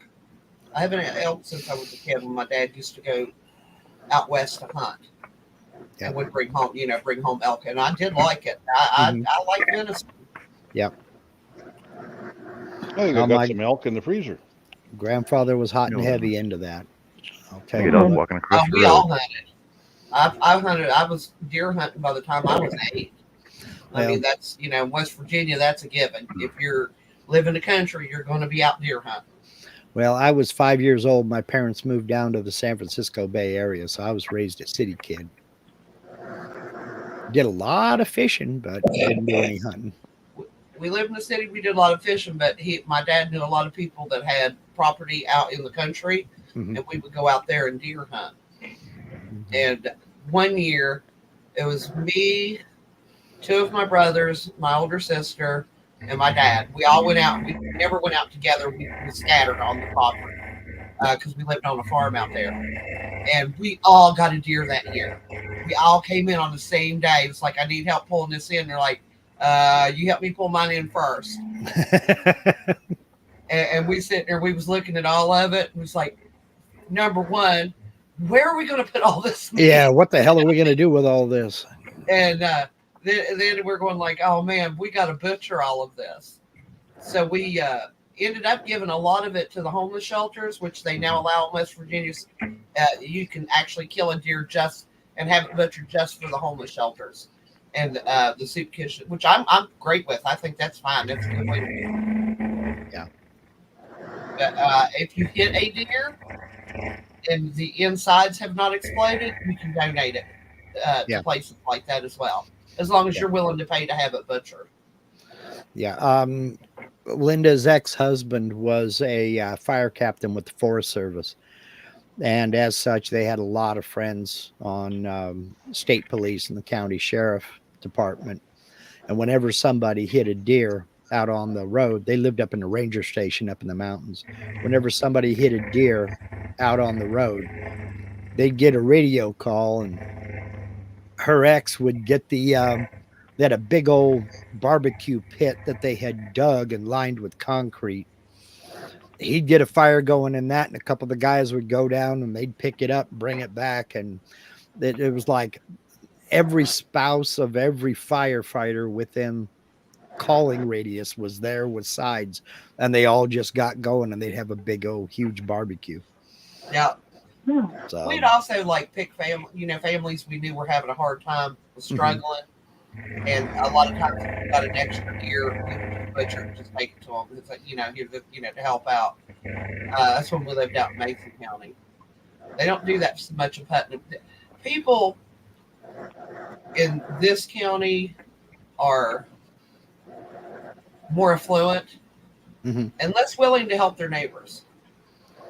Now, out in Mason County, where everybody lived on a farm and most of them had big families, everybody helped everybody else. Well, you knew that there were some things you could grow that others didn't grow. So you had the guy that did potatoes trading with the guy that did corn, with the guy trading with the guy who raised hogs, trading with the guy who raised beef, and stuff like that. I mean, my grandparents were that way. So. Oh, absolutely. It makes for a great community. It did. I mean, I would spend the summers with my grandparents, and it'd be, Jefferson's over here, their raspberries are in, and he got hurt, he can't pick. So me, my brother, and I mean, there'd be a whole crew of us over there picking down the raspberry bushes, and they'd send us home with a bunch of quarts of raspberries, and we'd go pick apricots at somebody else's house, and Grandpa would bring them over bags of apples, and I mean, all kinds of things like that. Yeah. And just wild blackberry picking. We would go out, we would pick and pick and pick, and like the elderly people that couldn't get out and pick anymore, we would stop by and leave them some. We had this old lady, God, that feels weird because now I'm an old lady. I hear you. But she did not like squirrel, but she loved squirrel brains. And she Okay. would always tell us kids, when you get your squirrels, save me the brains and bring them to me. Uh-huh. And she liked squirrel brains scrambled with eggs. Oh, No, okay. thank you. Just no. Yeah, not I've me. never been that hard up, you know. Oh, she wasn't hard up. She just liked it. She Well, was I'm probably one of the richest people in the county. She loved and squirrel brains. right, but she got that from somewhere. Oh, she grew up that way. It was something she grew up eating. Yeah, it's just like, yeah, no thanks. I've always had an alternative. Her husband, when she got married, and to tell you how old the lady was, her and her husband was married for 90 years before Well, he yeah, passed away. And Yeah. but he bought up property. Mhm. He bought up property that he knew the state would buy, but people wouldn't necessarily want to build a house on. It Yeah. was like next to like roads and stuff. Mhm. And that's how he made his money, selling property to the state. You could do it. He You said, can it do was it. undeveloped, hillside that nobody, you couldn't grow anything on it because it was all rock and red clay mud. Mhm. And it cost you a fortune to have it flattened enough, to put a house there or anything. Yeah. He just kept, everybody's like, oh, you're crazy. You're wasting your money. And he said, we'll see who's wasting money. Turned out to be, like I said, one of the richest people. Now, you couldn't, talking to him, you wouldn't even think they had any money. Yeah. They were just that kind of people. That's Yep. my kind of people. Well, you don't get rich by spending money. No. She made her own soap. She taught me to make lye soap. She made Mhm. soap every summer in her backyard. She had a big old copper kettle, Yeah. and she made her soap every year. She had the prettiest skin. I asked her, I said, what do you wash your face with? She said, lye soap. She said, I'm telling you, she said, people poo-poo it nowadays, and it's too harsh and all this. She said, but that's what I was raised on. My grandmother used to say, I've only got one wrinkle and I'm sitting on it. I will tell you this, though, that woman can make some of the best chocolate chip cookies you ever tasted. My mom used to make lye soap, and I remember the can, Gillette Lye, Yeah. and had a picture of a lion or something on it. She made her lye from the wood ashes from the wood stove. Hmm. And she said that was old school. That's the way it was made back then. And I was sitting there. I would go and help her. Just I like to talk to elderly people. They have so much you can learn from them. Oh, And I would just the just go and stories. help her, stir or whatever, and just sit and talk to her, listen to her stories. But yeah, she was just like, yeah. She said that's how you get lye. You use wood ash. And she said, I'm just going to throw these out anyway, so why not use it for something productive? But she had a dog, collie dog. Dog, he bite everybody. And he ran up and bit me one day. He didn't have no teeth left in his mouth. That's how old the dog was. He didn't have no teeth. He didn't really hurt me. I grabbed him up and I bit him on the ear. And he took off running and hid under her house. That's how I met her. She came out. She said, did you just bite my dog? I said, well, he bit me first. She just started laughing at me. She said, I've never seen anybody bite a dog back. I said, that's what an old vet taught me. That's the best way to subdue a dog is to bite him on the ear. That's what they do with horses. Yeah. My dad got mad at an old mule the neighbor had. We were doing a field because out there, if you didn't have a tractor, you used to plow on a horse or a plow on a mule. And he was helping him lay off his garden, and that mule just stopped. It just stopped and it sat down on its ass. And it just sit there. That guy looked and he said, just let it go. He said he won't get back up. And Dad pulled, and he just doubled up and punched that mule right between the eyes and knocked it out. It's like it just laid over. The guy looked and he said, I guarantee you, he said, from now on, when you tell that mule to go, he'll go. Never had a guy said he never had no problem with that mule. He said, that's what my dad used to do with ours. He said, we had no stubborn one like that. I was just like, broke his hand. And then he was pissed because he broke like 4 bones in his hand. And I was like, well, didn't occur to you that his head was harder than your hand was? They don't call stubborn people hard headed for nothing. Exactly. Oh my god. So I don't listen to a lot of news, but on the radio the other day, it says the mayor of Fort Saskatchewan is having a feral cat problem, and at city council, it was a public streamed city council meeting. And she goes, back in the day, I grew up on a farm, and back in the day, we had a bunch of feral cats running around. We would just stick them in a bag and go take them down to the creek, or Pa would start up the tractor and run the exhaust into the bag. And oh my God, there was such a backlash from that. Yep. Oh yeah. Everybody immediately phoning in, writing in, everything on the internet, going, "Oh my God, listen to this mayor." And there was another counselor there said, "Yeah, we used to do the same thing up on the farm. That's what you do back in the day." Now PETA heard this, got all involved. All these animal rights activists are all like, "You got to be more compassionate to the wildlife in your area." She goes, "No, number one, it's not wildlife. Number two, they're feral cats. Like, either get your cats spayed or neutered, or deal with them yourselves. Otherwise, we're opening up a kill shelter." That's what they do up here with feral cats is they catch them in live traps and fix them, then let them go again. That's what we do here. I heard the importations. Huh? Well, there's that. I always just get mad at people. I'm like, if you're a pet owner and this cat's going to stay in the house and you're going to breed it for a purpose of selling the kittens, that's one thing. But just to drag in, and my neighbors is really bad about this, just to drag in cats and just to have them and not get them spayed or neutered. She came over and tried to convince me one time that she said, "That cat right there is the father of my kittens." I said, "That's not possible." And she goes, "Why?" And I said, "Well," "because my male cat's fixed." I said, "You're talking about that cat right there?" And she said, "Yeah." I said, "That's a female, and she's fixed too." And she goes, "Why did you have your cats fixed?" I said, "Because I didn't want a bunch of kittens. I can't afford to take care of that many animals." That's right. I have 2 cats because that's all I want. Yeah. I've always had at least 2 cats, because cats get lonely if you have them by themselves. They need company. That's my opinion. Same with dogs. Dogs do too.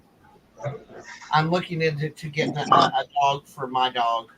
We're not getting a dog for us. We're getting a dog for our dog, because I had a little one that died last fall, and he's been really lonely hanging around here by himself. So yeah, I guess we're getting another dog. We had a little lab mix and a English Springer Spaniel, and the Springer died, and the little lab, she was an escape artist, man.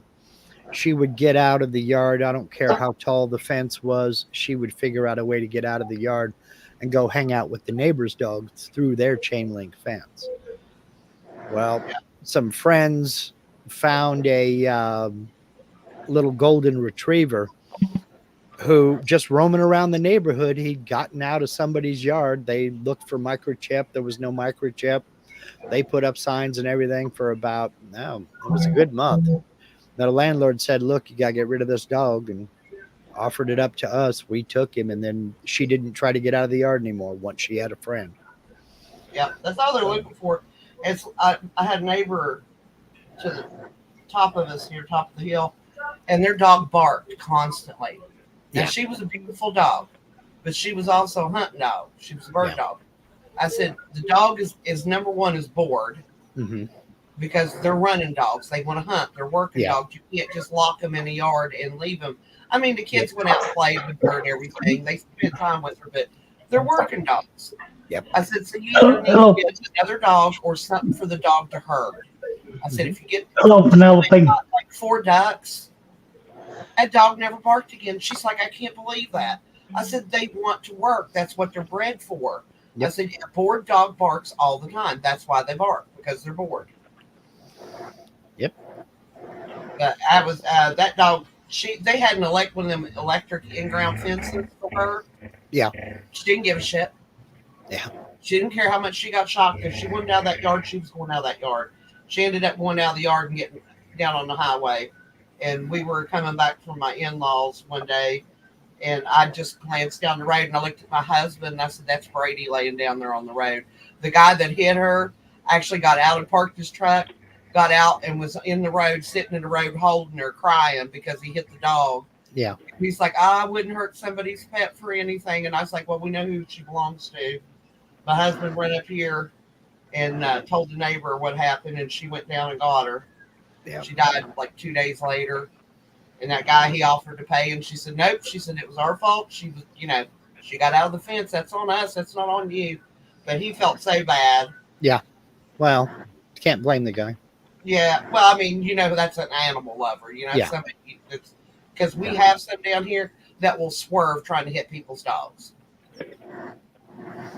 And I But you're just laying for a kid. Yeah, that's rude. I mean, that's just mean. Yep. Howdy, Miss Penelope. Hi, Penelope. Hi, Penelope. Hi, Sorry, I Penelope. didn't see you coming in because my mouth was moving and my eyes couldn't see.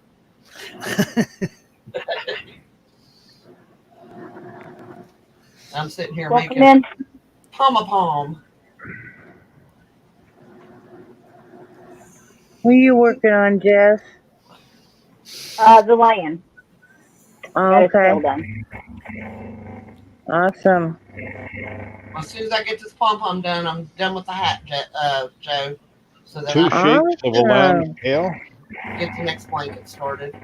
Only fiber people would shave a sheep, make yarn out of their wool, then make a lamb out of it. True. I'm going to argue that point. So yeah, that's who I'm working on. We're just celebrating the animal.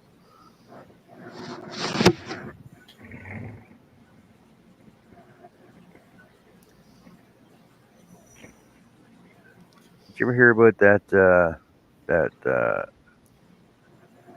sheep herder in Wales? I think it was Wales in the UK, and he sheared the sheep. It got cold, so they knitted all these sweaters and put them back on the sheep. Never heard of that. Hey, Nancy. I know people jacket sheep, the people who are Hello, Nancy. raising Hi, sheep for Nancy. wool. Hey, Nancy. Hey, Nancy, what are you up to? Little treasures. Oh, Nancy, I showed your living room off to my sister, and she was so impressed with all that little tiny stuff. Yeah, I've shared Nancy's channel with a couple of friends of mine who are building dog houses. Doll houses, not dog houses, doll houses. No.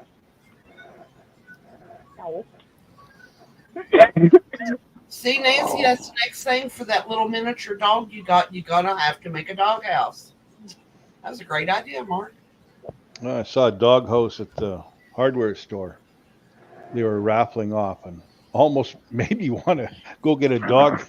So if I put a ticket in to win the dog house, it was I'll show you. Yeah, I've seen them. People making sweaters for sheep. My niece made sweaters for her chickens. They got cold. Oh my God, sweaters for sheep. Hey, as far as I'm concerned, the only good chicken is fried and on my plate. Chris says, is there a problem with shearing and then making sheep? It's kind of like, it's just the irony of taking the fur off of an animal, then making it making another animal out of it. You know, it's kind of like wood turners when you think about it. Cut down a tree, take that round log, cut it square, then put it on an expensive piece of equipment with expensive tools to make it round again. You know, there's not a problem. I just think it's kind of goofy what we do. Yeah, that's like going into the forest, cutting down a perfectly good tree that's growing to be mature, bring it into your house, decorate it, and throw it out on the curb. Yeah, it's real important on December 1st, and it don't mean squat on February 1st. Yeah. Now, around here, they will, if you have real trees, they will come and pick them up, and they put them in the local lakes for fish habitat. Yeah. How's that for a doghouse? Yeah, that's canned ham. God. Canned ham travel trailer. Yep. Works. That's pretty cool. Mm-hmm. That is nice. Hey, Herb's back. Hey, Herb. Yeah, I just went to go get a cup of coffee. Yeah, he came back with a cup of coffee, and it's looking like I need to go get one here. Cup of coffee and a pepperoni. I'm gonna have to take off in about 10 minutes. I gotta go He went to the. get a cup of coffee and decided to grow the beans himself. Is what it was. No. Mhm. Mark, you didn't get the memo. This was a 24-hour live, right? You joined in. You're in. Well, okay, fine. I'll just mute and turn off the camera and disappear. I got to go get the Weber set up for cooking that tri-tip. Yeah. I gotta get the other scissors. I'll be right back. If not, Linda's going to be all over you. Yeah, she will. Wait a minute. I thought you was going to cook this tri-tip. Oh, yeah, huh? I'll do it tomorrow. I'm seeing a bunch of YouTube videos of people that are cooking a tri-tip roast like a brisket, but I ain't brave enough to try that yet. Tri-tip's a pretty lean cut of meat. Yeah, it wouldn't really need low and slow. Well, low and slow is one thing, but cooking it till it's at that temperature, there's not a lot of intermuscular fat in there to keep it juicy. No. It'll dry out. Not at all. Quick. So I ain't been brave enough to try it, not at meat prices these days.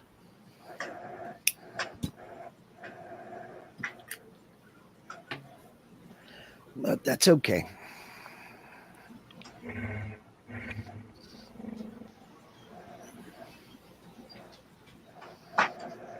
Okay. But yeah, they do legitimately put jackets on sheep that they're growing for the wool. That's to keep them, when they roll around on the ground, it's to keep them from getting crap all in that wool with the lanolin. They can get higher prices for the wool after they shear them. If it's all clean. Depending upon how much junk is in the wool. There's gonna be some debris. Yeah, but if you jacket the sheep, it's a heck of a lot easier to clean, and they can get a higher price for it when they go to sell to the mill. So Linda does everything but grow the sheep. We live on a cul-de-sac. I had to put my foot down somewhere. But she has grown. Come on, let her have a pen.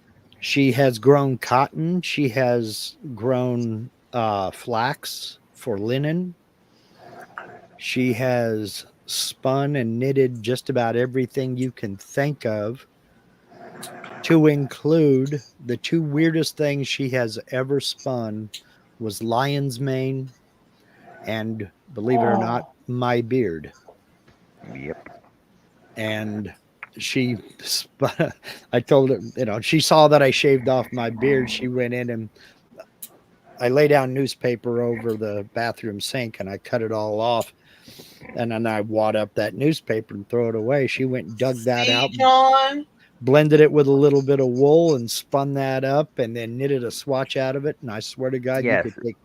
you could take chrome off a bumper with it. But Annie, he was shaving his whole beard. It's different than just trimming your whiskers. No, you should still use newspaper. I'm telling you, it's way more economical. I do over newspaper or that packing paper you get in Amazon packages, and that way you just wad it up and throw it away. Don't plug up the sink. I don't do it because it's economical. I do it because I don't want to take apart the pea trap and clean it out. It's still economical. I'm just lazy that way. No. Yeah, but He wants I to don't get have underneath the newspapers, vessel. what I'm saying.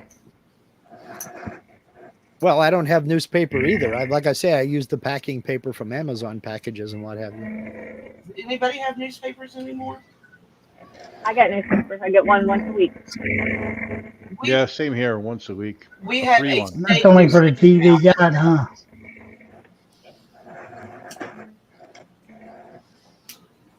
and it's not that good. I They haven't stopped seen the putting coupons in them. I stopped buying papers.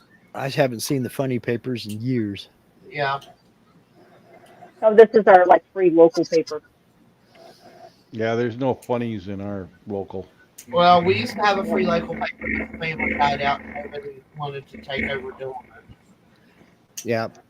It's just good to see who died in the community. Yeah, Did you in the community. did you notice that people died in alphabetical order? Always. Really? Isn't that Yeah, weird? that's always amazing. Every day.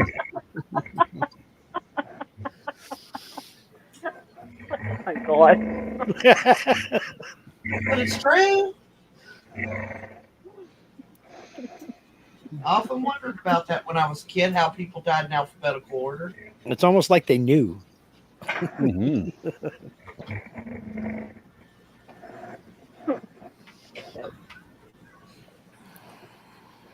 Yeah, I was saying I went to a funeral there Thursday evening for my cousin, and we play another one of my cousins that usually shows up at these things. We played Name That Cousin or Name That Cousin's Kid. Like, which one's that? Who's that? Yeah. Oh, that's so and so's kid. No. Couldn't possibly be. They weren't that big the last time I saw them. Mm-hmm. But I did see a cousin I haven't seen in 40 some years. So Wow. Oh wow.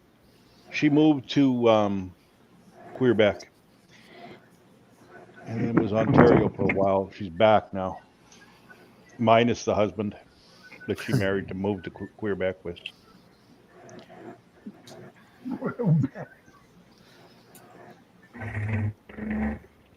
Kind of like this niece. She married my nephew. I hadn't seen him in 30 years. He joined the Navy. And they met when he was stationed over at Okinawa. And he was there for, oh God, like 12 years. And came back. And I hadn't seen him in ages. It's like, damn, ain't no way you're my nephew Billy. Ain't no way.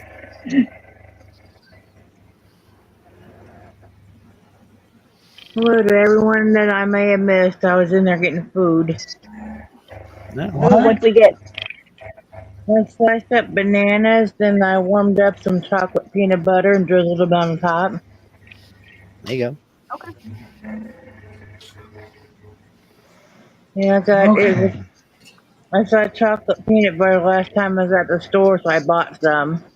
It was in the clearance aisle, and I was like, that'd be good poured on top of bananas. They used to sell a chocolate peanut butter called Kugel. I remember that. You remember Kugel? Yes. No, I do Love not. that stuff. I loved it too. It only lasted a couple of years. They Yeah, had I never heard of that one. This was Jeff. chocolate and they had strawberry. Oh, Peanut well, I know. Yes. I never heard of that. Yep. This is How back in the 60s. How about Strawberry Quick? Strawberry Quick. They still Yes. make it as far as I know. Yeah, Yeah. probably. They do because my granddaughter loves that stuff. Yeah, I Zach miss loves it. Stepping in. I And used she to remember there says, was a later, rabbit or guys, something. have a great weekend. Bye, Nancy. Bye, Nancy. Thanks for coming by, Nancy. Appreciate it. They had a rabbit for a mascot, that Strawberry Quick, or maybe Quick Yep. altogether. His cousin Okay. became the Energizer Bunny. My mistake. It wasn't strawberry. It was banana. They had chocolate, cinnamon, vanilla, and banana. And What? this stuff called Kugel. And Yum. it only sold for a couple of years. They brought it out in 71.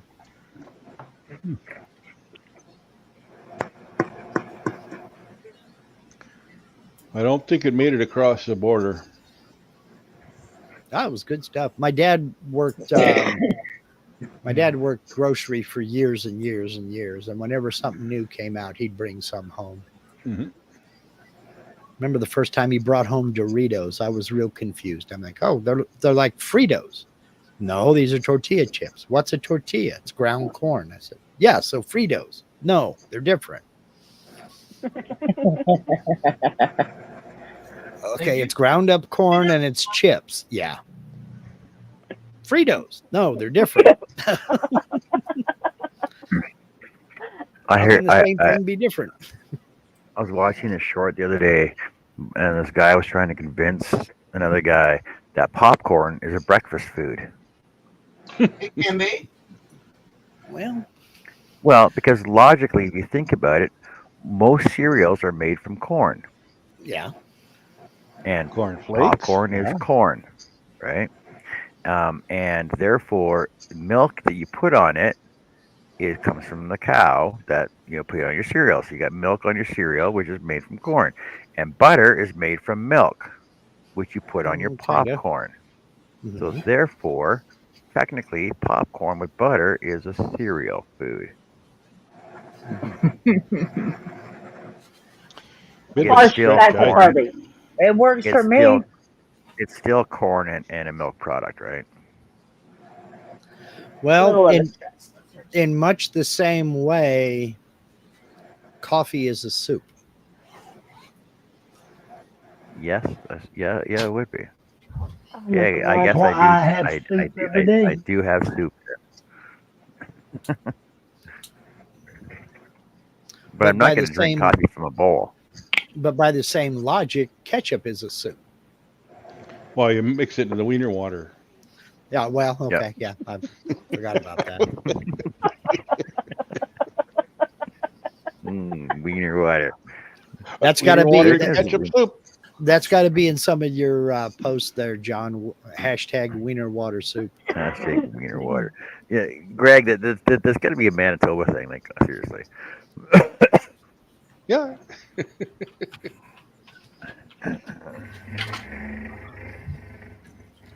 Oh my God! What? I just on a just Side on a note. whim, I googled wiener water, Oh man. and shouldn't there have are I hope you got that. safe search. I hope you got safe search on. there are recipes for wiener water soup, Yep. and there is a company called Russoll's. They sell wiener water. Oh my God. I would Even not worse than jibe that you, is the Earthling. people who buy it. Yep. Manitobans. They wouldn't be able to sell it if they're running the market. It's a soda. Oh, called wiener water. soda. No, thank you. That just does What not. you drinking there, son? I'm drinking some wiener water. Wiener water.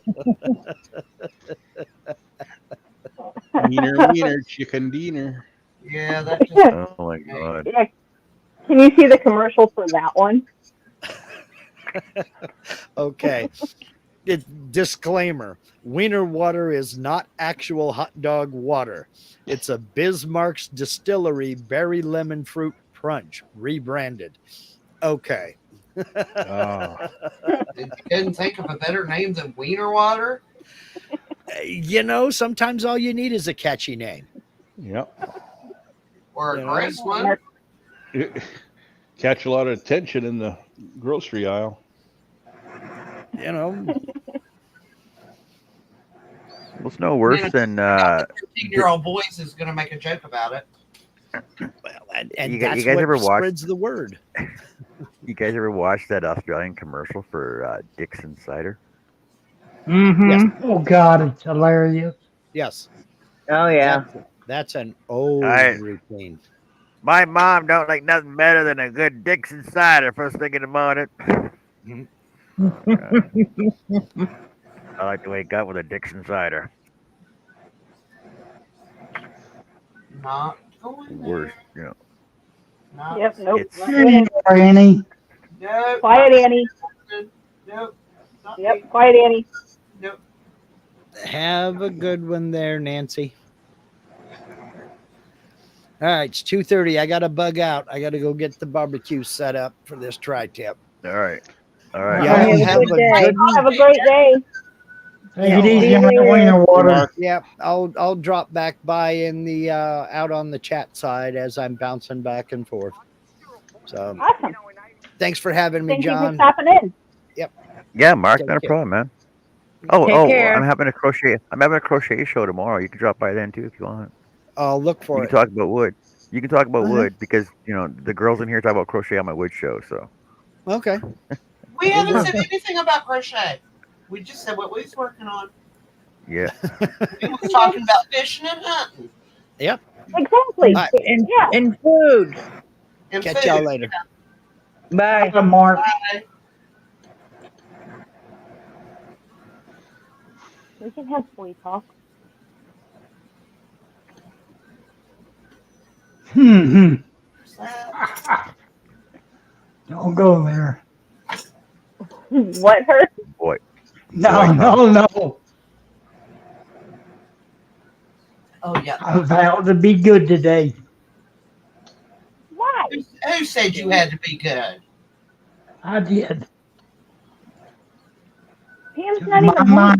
My mind just ran with the Dickinson cider, I the know. wiener water, and the cat. I wasn't going to say a thing. I was a good girl for once. Jessica got it. Mm-hmm.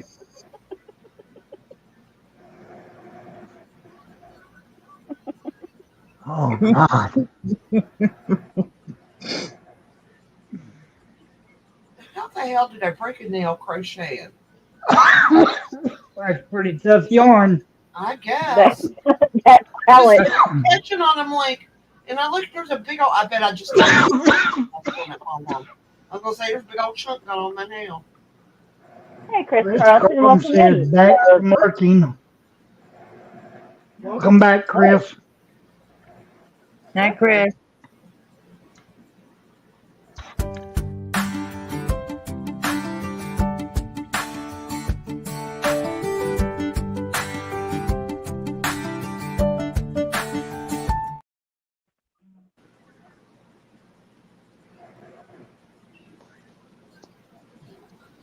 Thank you to everyone out there working, hanging with us, listening to everyone's shenanigans.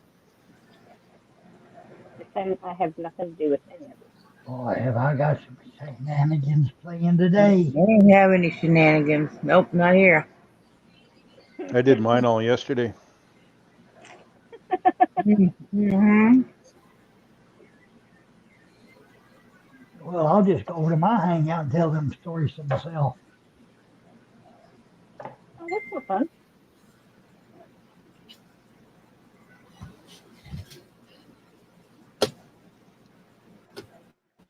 All right. 1 foot almost done.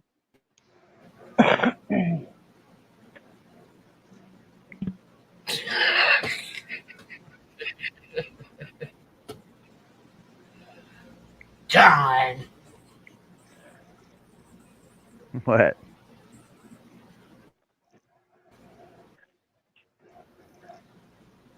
You know I have to show that to Bill, right? Yeah, it's freaking hilarious.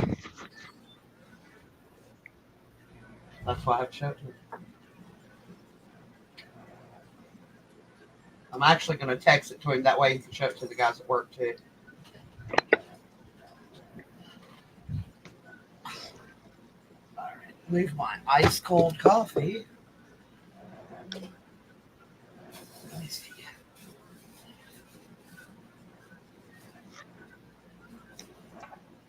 Not bad. What you think, Joe? Is that not the prettiest pom pom you ever did see? Oh, that's cute. It turned out so even. I really like it. Then next, I've just got a basket over there. I toss them in as I finish them, and then I wash them all. Okay. I'm going to have to go get him up in a few minutes. I have to drive tonight because they changed the schedule, dumbass. I don't like his boss. So you gonna work on your blanket next? Yeah. They switched his shifts because this guy wanted some time off for his anniversary, even though he's never been able to take our anniversary off. It's not it's not a good excuse. But they took 2.5 hours from him tonight, and they're going to let the guy taking off work Tuesday to make up the 4 hours he lost. So he's going to have my husband's going to have one shift for 5 hours. He's just going to have to just sit there because there's somebody already working it. And I'm like, well, look at it like this. You get to sit on your ass for 5.5 hours and they got to pay you. Yeah. Works for me. Work it. It's very annoying, though. I will admit that. It's very, very annoying. Okay, scissors. Yarny needles. All right. Okay. My mess is cleaned up. They sent my son over to Portugal for training. And, well, they pay all the time he's there. And he was there twice.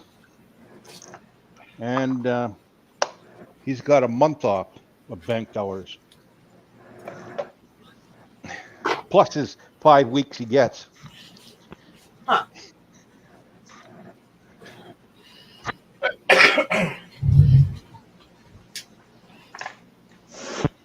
Oh, lordy, lordy, lordy.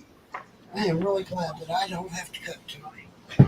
Well, nothing hard. Sloppy joes don't take but a minute.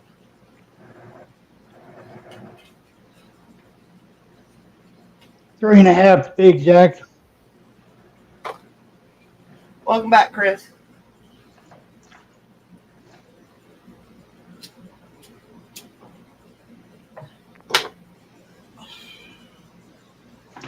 I will hop back on here when I get home. Alrighty, safe travel. If you're trying to rush me off, I don't have to wake him up for another 20 minutes.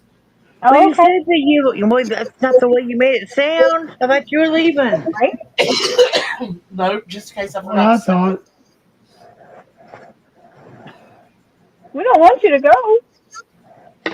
Sure. Uh-huh.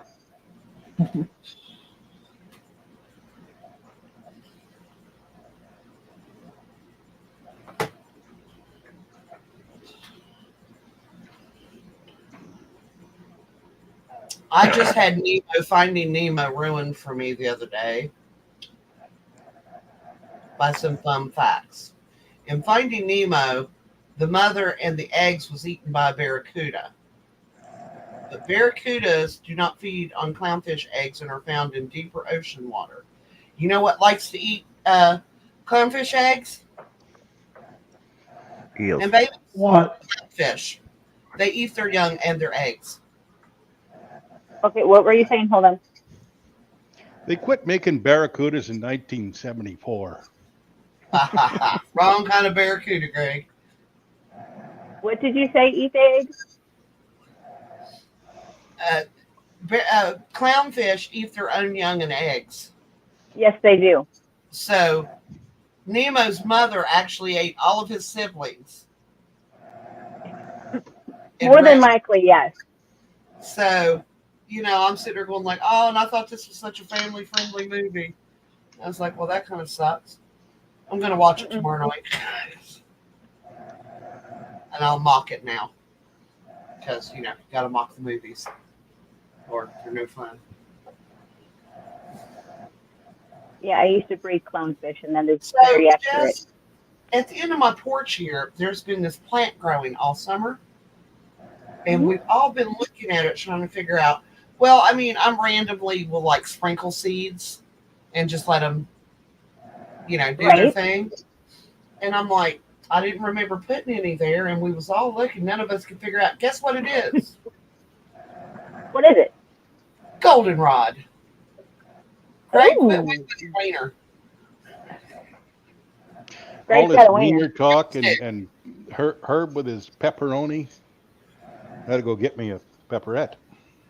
Yes. Oh, I found me some Wagyu beefsteak or beef sticks the other day, and they are really good. yum. Yeah, so I would say right here is our allergy storm because they're all bloomed out now. I was sitting there and I was like, that's freaking right. Yeah. So I poisoned myself with allergens. Now I'm going to have to go and put on a mask and go out there and cut them out because I don't want to breathe in any of the pollen while I'm shaking them because that would be bad. I'd have big old puffy eyes, swollen nose, coughing my head off. Oh, hell no. We can't have none of that. Ask me how I know because I ran through a field of it when I was a kid not knowing what it was. Never did it That again. kind But I did learn. of almost sounded like a Barney song. Yeah. Ha Oh, God. I have never hated a purple dinosaur more in my life. I hate that thing. Man, I hated that I thing. mean, I loved it when the I kids were little, love you. and they would learn from it. You So, in that, it was a kids' show for kids to learn, but after about 6 months, it became extremely annoying. Yes. And Anthony still listens to it daily. He has to watch it. I don't mind Sesame Street. Totally down with Sesame Street. Love it. But yeah. Elmo gets annoying after a while. No. Elmo never gets on my nerves. Hi, Brenda. I like Oscar and Big Bird and Mr. Snuffleupagus, whose name I couldn't say until I was like 10. Okay. I swear they come up with that character just for kids with speech impediments. Here, learn to say this word and you will lose the speech impediment.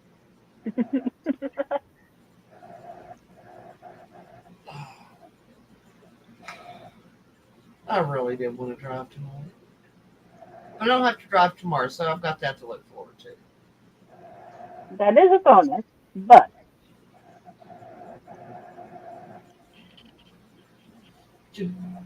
I cannot wait for it to cool off enough. I cannot believe it got to as hot as it did.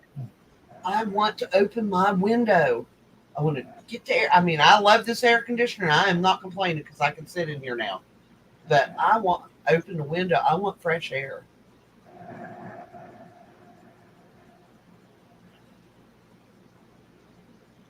And then I'll be listening to the bitching all winter while I'm sitting in here knitting or crocheting wrapped up in a blanket with the window wide open.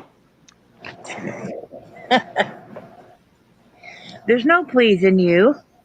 No. Well, as long as it's cold. I like it cold. I've always been a person. I don't like snow and I don't like ice, but I like the cold weather. I don't mind it if I don't have to walk in it or drive in it. Yeah, well, Cold or snow? For me, I have to do both. That reminds me, I need to check my high tops to make sure I got a good pair of winter boots. You wear high tops, High top tennis shoes is my winter boots. I don't have winter boots. I just wear my tennis shoes. I like to look, well, yeah, but I'm not going to go wading through 8 inches of snow in a pair of low tops. Well, sometimes I do because you gotta get to the car. Yeah, I do it all the time. My ankles get cold. Yeah. And if I'm going like to the doctor's office or something like that, you got to get to the car. I just take an extra pair of socks and another pair of shoes with me. So when I get to the doctor's office in the car, I'll change them. And so every winter I put a pair of 3 pairs of extra socks, a sweatshirt, a pair of sweatpants, 2 blankets, water, chocolate bars, and a bag of chips in the car, carry it all winter long, along with Yep. kitty litter, a shovel, and a flare. Because Yep. around here in wintertime, you never know when you're going to need that shit. What about your what Well, about yeah, snow year your round. your empty tuna can? Yeah. My what? And you roll of toilet paper. Empty tuna can For what? to put your candle onto on the dash. They have tea light candles now. Just carry an empty jar. All right. Drop it down in there. I actually ended up spending the night in my car twice.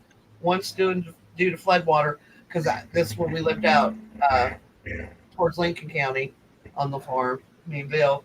I was coming home from work, and he told me the water was up a little bit. A little bit turned out to be about 4.5 feet.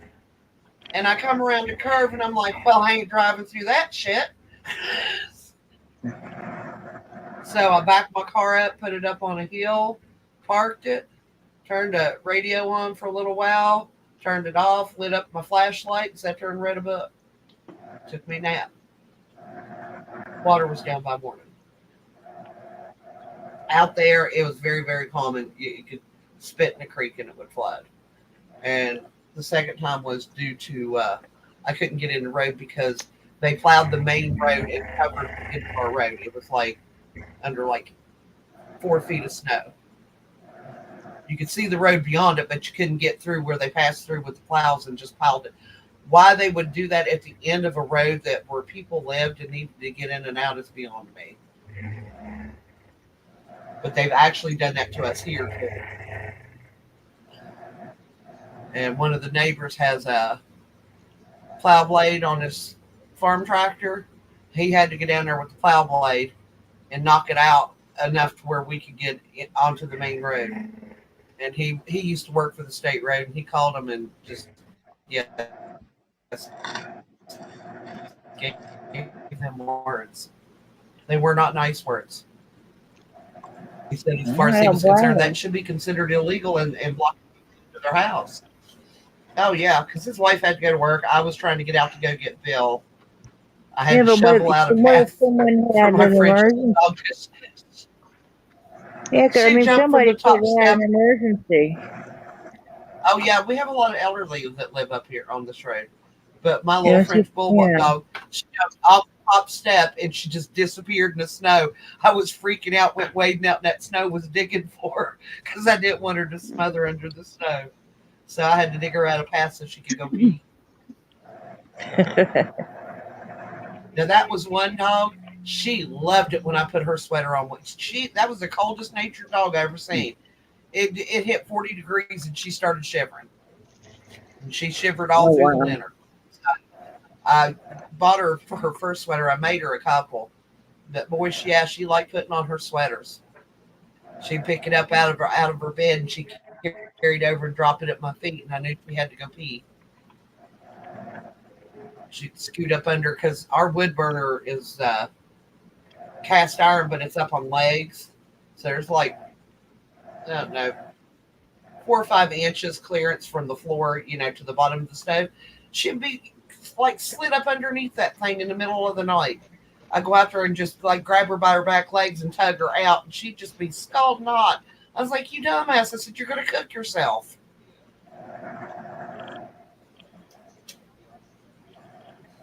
But you know what they say, weird owner, weird dog. Okay, cell phone. Coffee cup. Almost ready. I thought Anthony was getting up wandering around. He got up and went in and laid on the couch and went to sleep.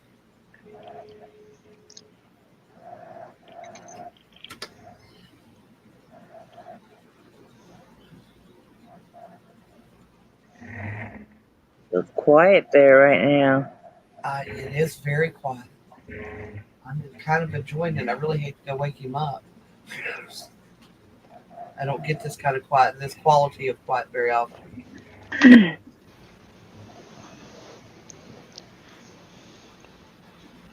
John, that there is a mighty fine frog. I'm going to call him Jeremiah then. Hey, I love that song. Is he a bullfrog? No. But he's still a He had friend of some mine. really good ones. Ah, that's good.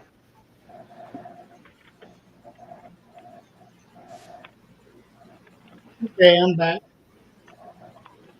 Welcome back. Welcome We missed back. you. Welcome back. All right, I am off here. I will catch up with y'all when I get back. Okie dokie. Goodbye, Annie. You take care. Safe travels.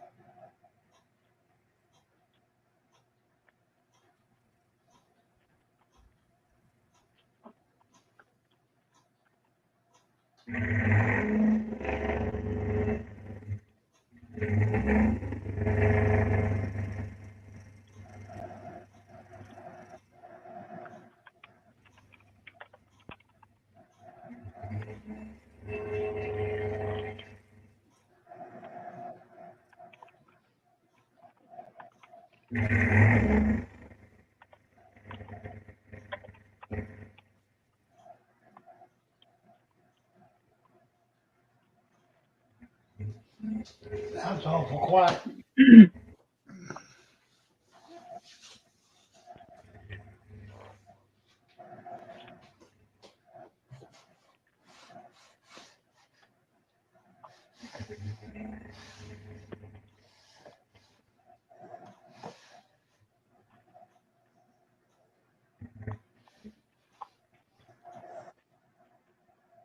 Okay.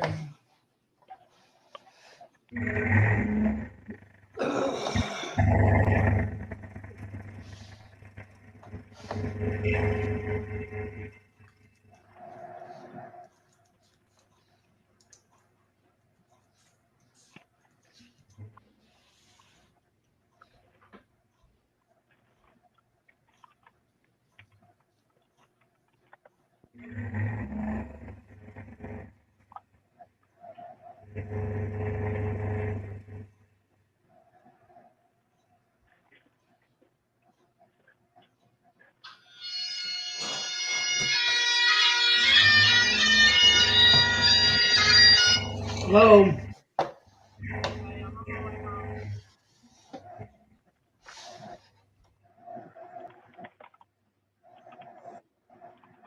Oh, Mark was back with his wife. That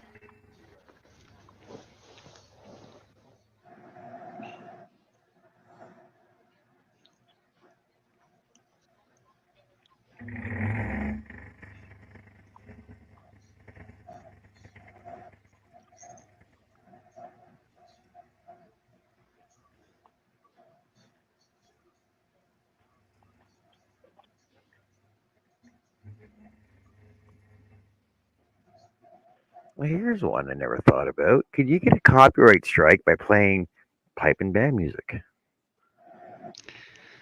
Well, I guess if it's current release. Well, because there's no words to it, right? I don't know.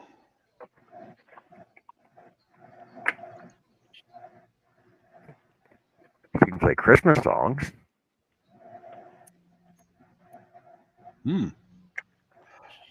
I know I got two strikes years ago just on the YouTube channel with my buddy playing guitar and singing around the campfire.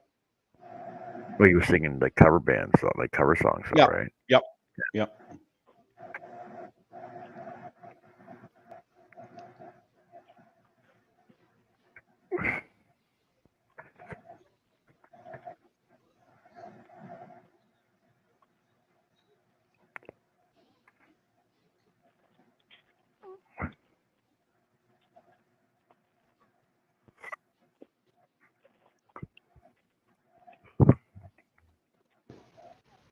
See, like, I can play some of Conrad's songs, but they're like some of his original songs. I think he has two original songs. I'm allowed to play those. Mm-hmm.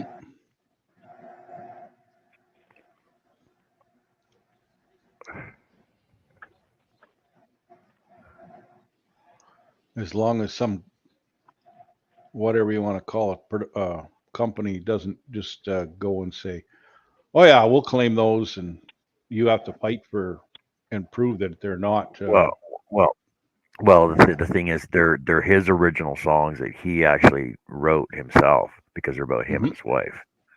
Yeah, but there are companies out there that will claim any music that isn't claimed, and just say, "Oh yeah, we got the copyright for that," and then you go through because what they want is the revenue from Google or whatever.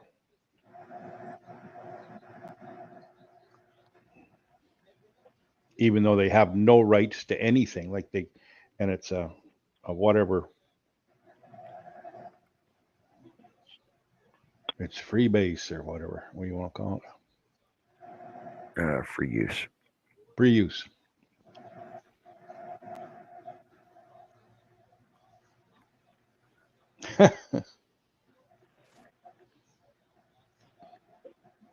Chris Gladys says IBB got one for her wind chimes.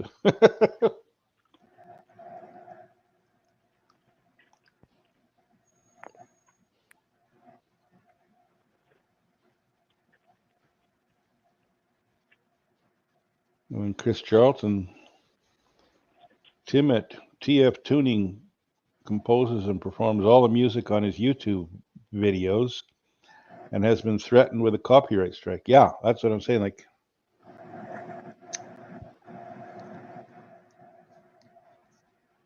there's companies that go out there and just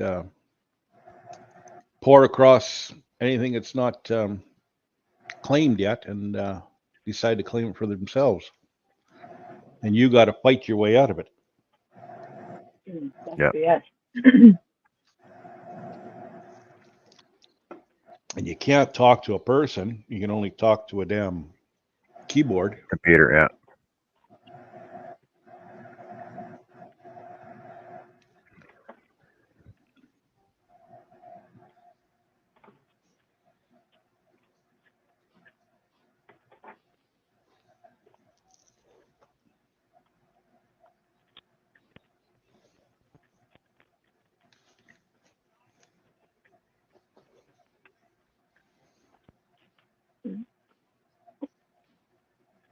Last week we ported over our landline number to the wife's cell phone number because I was well, we'll get rid of this landline. It's costing us way too much for 3 lines, right?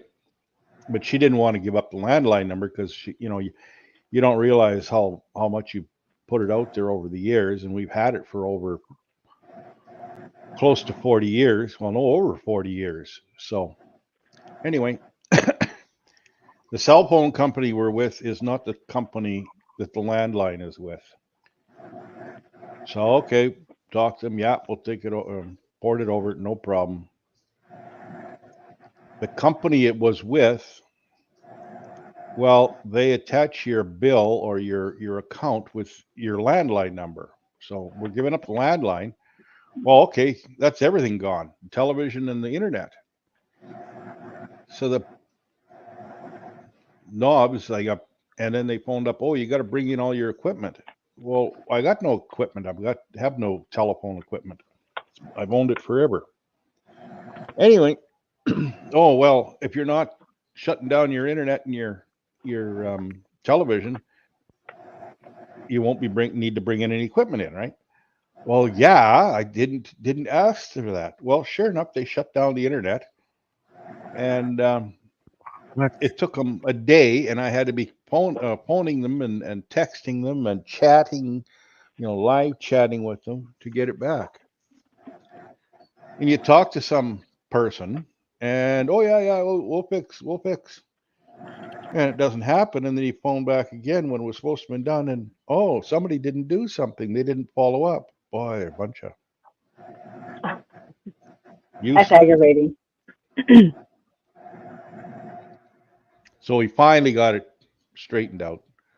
Got our internet back after a day. And of course, you don't mess the water till the well goes dry. Right.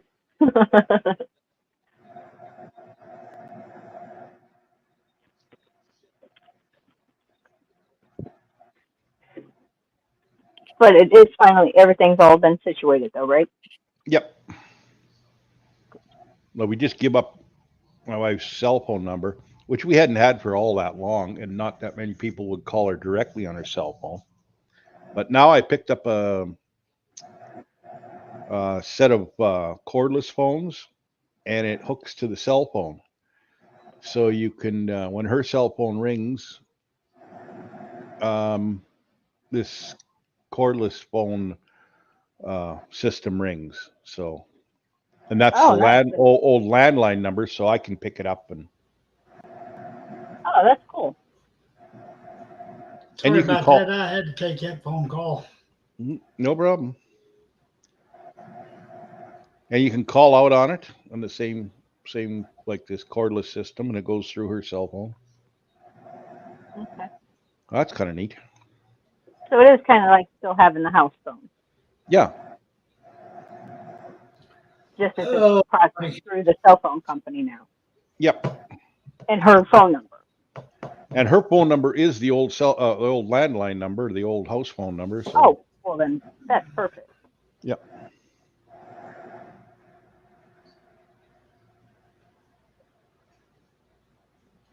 And now you don't have the bill of the landline. Yep.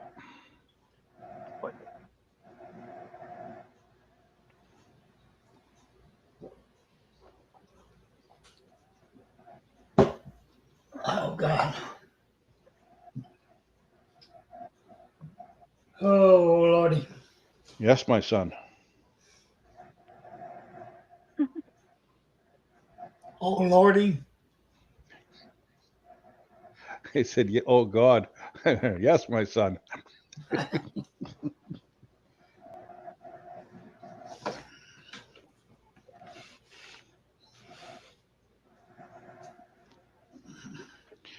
Well, I sold my old pickup truck yesterday.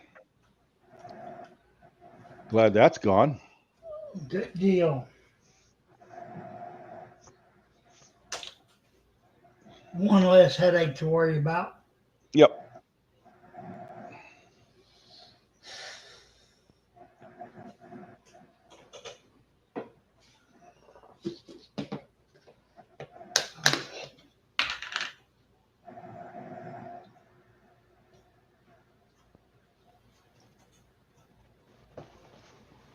My son sold his old SUV that he was storing here, so that's gone too. So,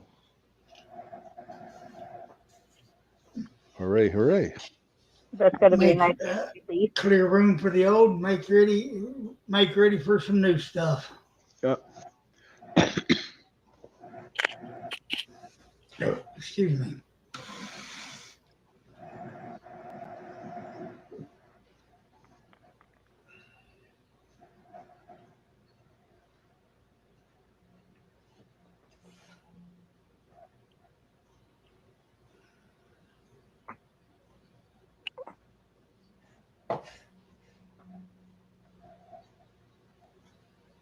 Yeah, she ought to be home in about an hour and a half.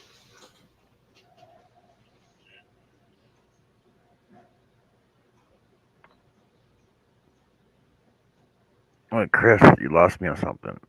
John IB got one for wind chimes. So We were talking copyright strikes at the time. oh. How do you get a copyright strike for your wind chimes? Yeah. It's random. Wind is random. It randomly pulled up a golden oldie and tinkled it out. It's like bouncing a ball on a freaking piece of wood and having it turn out to be a song somewhere, right? Uh huh.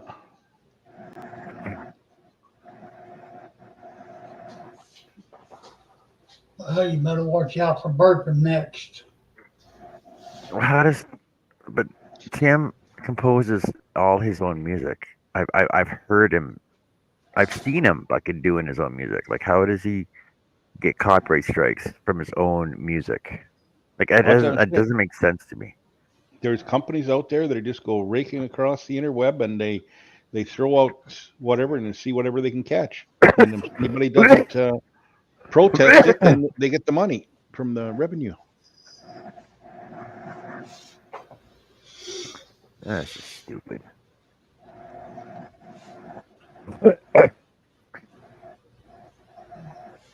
Stupid, I tell ya. Stupid.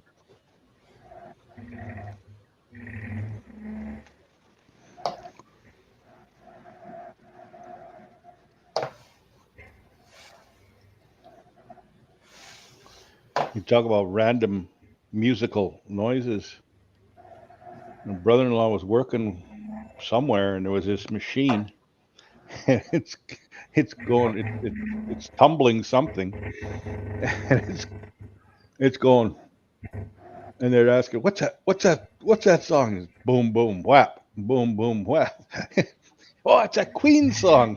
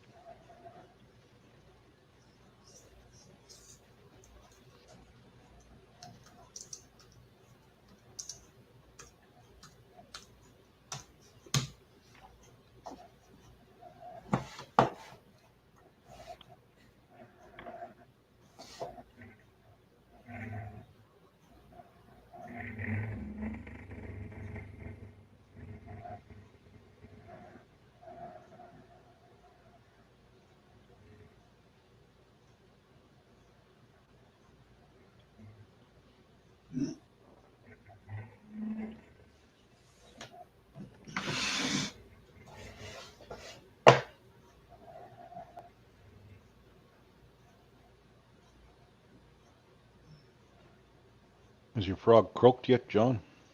No, you're still going.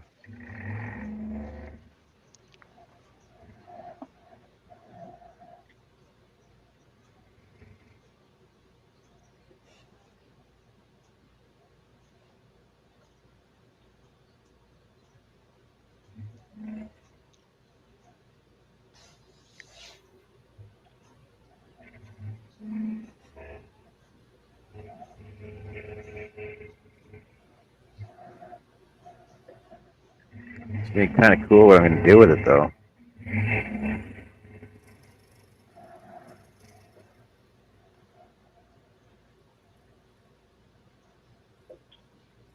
What did you say? It's gonna be kind of cool what I'm gonna do with it, though. Are you going to tell us? It's gonna be a surprise. You going to leave us Gonna in be hippity suspenders? hoppity. What's that? It's gonna be hippity hoppity. No.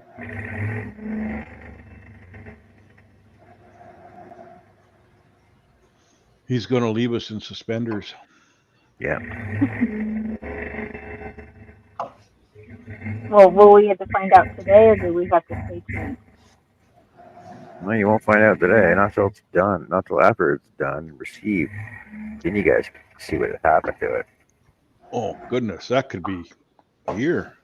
No, it won't be a year. Trust me. It'll be almost a month. Oh, expedited service. No, I'm not using freaking Purelator anymore. Like you expect. Oh, were you here when I told what happened to all my stuff I shipped out?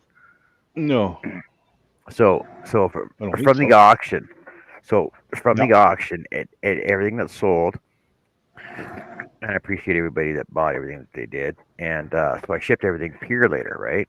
So I boxed everything up, and everything was safe and secure and all wrapped up, everything else.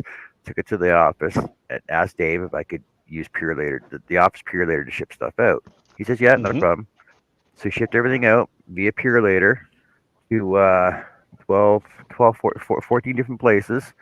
It cost me $700 from Pure later. And that's Holy I'm still waiting for the gee. second bill. I'm still waiting for the second bill to come in. That's only one of two bills Damn. from Pure later.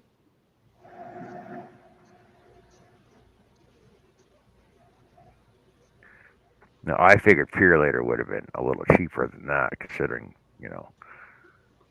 it's not UPS. Well, yeah, it's a brown truck. It usually is ridiculous. Mm-hmm. And is that because a lot of it went across the border, or is it just? No, it did. It honestly, it didn't matter whether it went to Toronto or Edmonton, or no, actually. So I had one go to Toronto, one go to you in Winnipeg, one go to uh, Southern Alberta. It didn't matter where it went. It was pretty much the same cost for each one.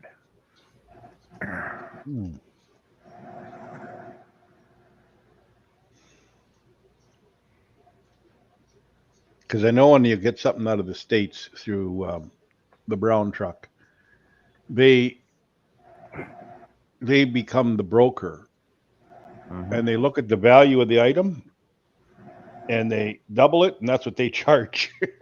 Yep, but the thing is that the value that I told my boss to put on was $1. So it Hmm. was a $1 value for everything that got shipped out. So it wasn't based on that. And that was a commercial account, right? Like basically. Yep. He put it through the commercial account, the business account. Hmm. So I'm trying to figure out like why he uses them if it costs me that much to ship shit out. Yeah. And it couldn't have been by weight because it wasn't that heavy. It couldn't have been by size because they weren't all that big. The biggest one I sent out was to Chris Nealon. Hmm. Oh, that's ridiculous. Oh But my God. what I did get charged the most on was excise fees and GST and delivering and handling fees, which I think was the most ridiculous part of it. You didn't get fuel surcharge? There might have been a fuel surcharge in there, but I think it was buried with something else. Because I know the post office will hit you with a fuel surcharge, or used to A- anyway. And the thing is, I know it all went by ground. It didn't go by air at all. Yeah.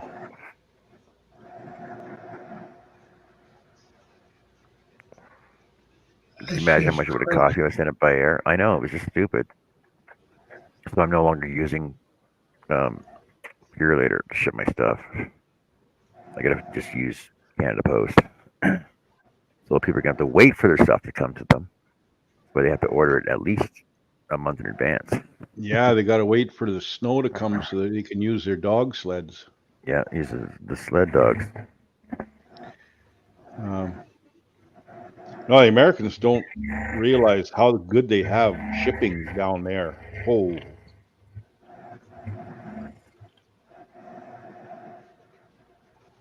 with their flat rate boxes, the was it USPS?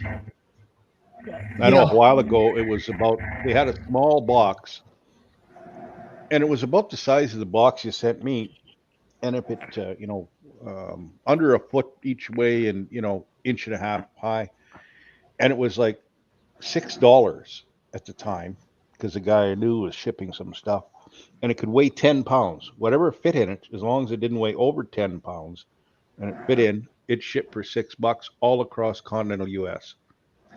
Yeah, He sent me in the same box a T-nut for my lathe, and the thing would weigh, oh geez, maybe 2 ounces, 2.5 ounces. yeah. Cost him $25. to go across the border.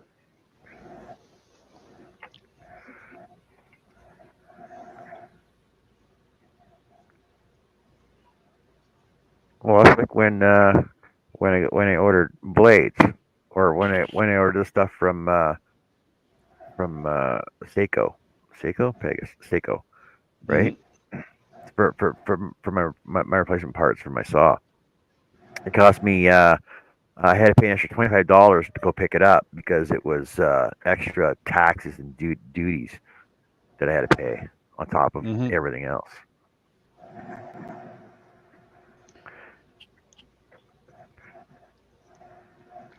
I know I've ordered some stuff out of the States, and the shipping wasn't too bad, but like I paid for it down there,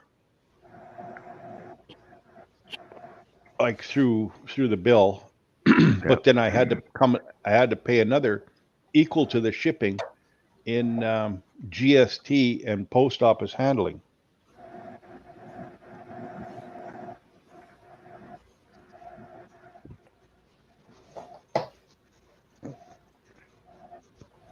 Some I know. old. You're screwing us on shipping up here. Well, I used to buy quite a bit off of eBay, but now because everything comes out of the U.S., like you have to look at the shipping costs that they're estimating, and my God, it's ridiculous sometimes. Well, yeah, but the thing is, I can get something shipped from China cheaper than I can get something shipped from the States. Yep. How's that work? Explain that one to me. And we got free trade. Yeah. Well, we used to. What, did they kibosh free trade? Why? Trump got rid of it.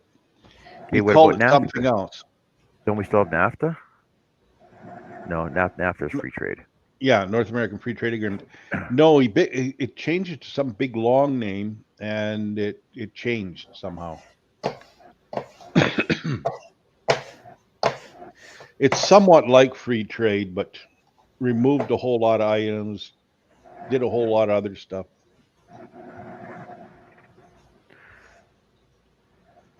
It's a bullshit scam, is what it is. Mm-hmm.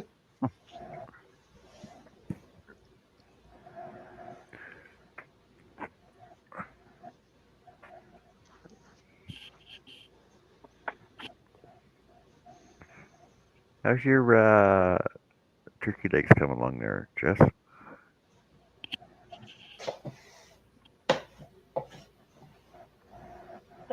Almost done. Are those your legs? You're riding a chicken.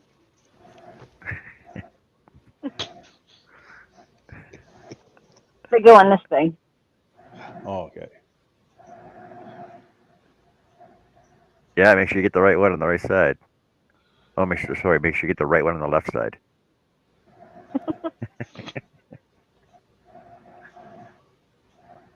That's the old waffle underwear line. You know the waffle underwear, John? Yeah.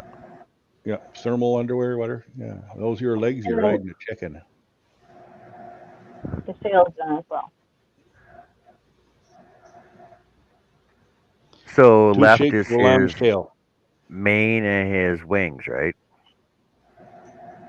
Um, yeah, wings, mane, crown. Crown, right? Yeah. So just out of curiosity, have you thought about putting a wire in his tail to form it, to keep it curved?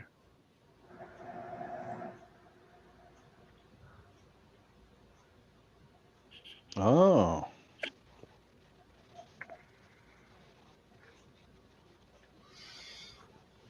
I'm making Oh, this entire set. you got his ears too? His ears are done on there? Yeah. Okay. How are you doing his hair? Are you just gonna basically just string it through, or are you gonna? No. See how it's here? Yeah. I did back loop only, so yeah, I'm gonna loop it through here. Each row. I think you're gonna have fun giving him a haircut at the end, though. Yes. He's gonna need a big haircut. But this is the last haircut. then they're all done. All 12. I think you still have one more to do. No, he's done. That's it. Everybody else is done.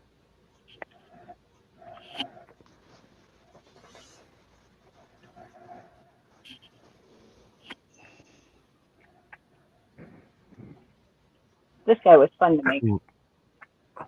Cool. Cornelius.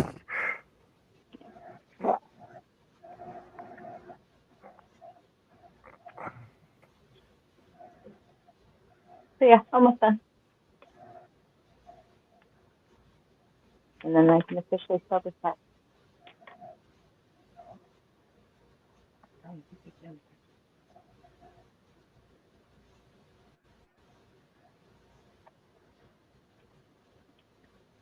That's the show that Burl Ives voiced one of the characters, right?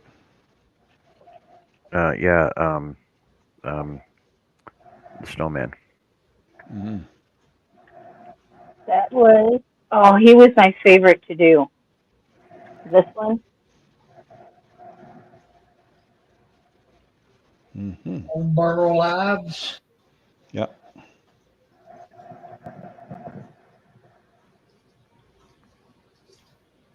yeah, he was pretty fun.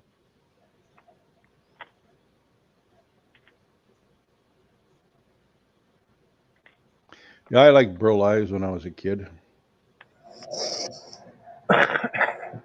I guess he just seemed kind of grandfatherly or whatever, you know? Yep. You know the movie, or not the movie, the television show I Dream of Jeannie?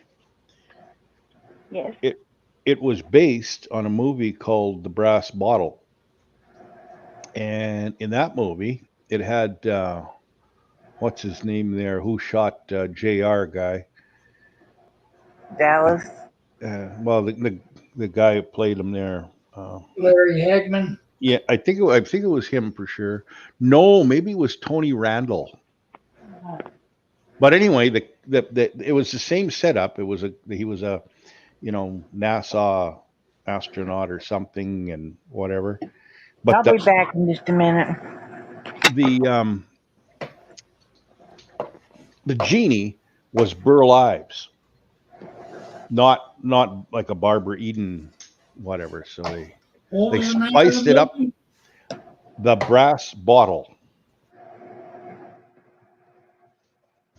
But the whole thing was like the pilot for I Dream of Jeannie, or they adapted that movie to a television show. Yeah, it had Tony Randall, Barbara Eden, Burl Ives, Richard Edmund, Camilla Davies, and Ann Duncan. Barbara Eden played the girlfriend of Hagman, I guess. No, it was Tony Randall. I mean, yeah, Tony Randall. You had me curious. I had to go look.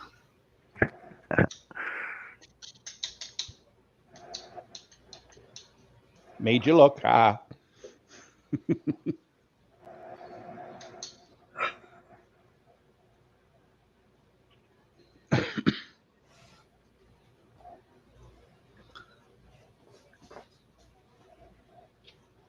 Well, if Google was here, I could have asked her. She could have told me.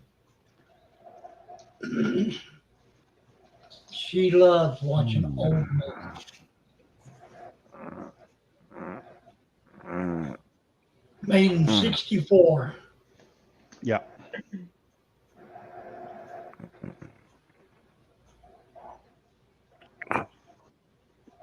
Back's killing me.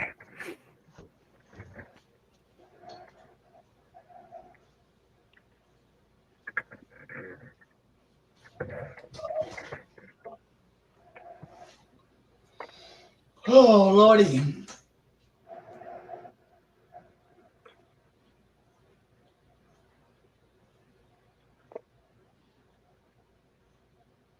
Oh.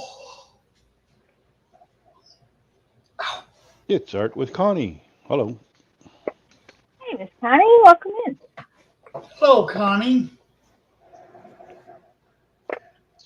I thought Art was with Adele.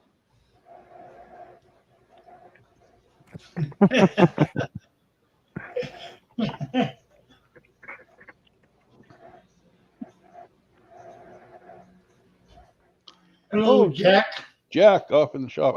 Jack in the shop.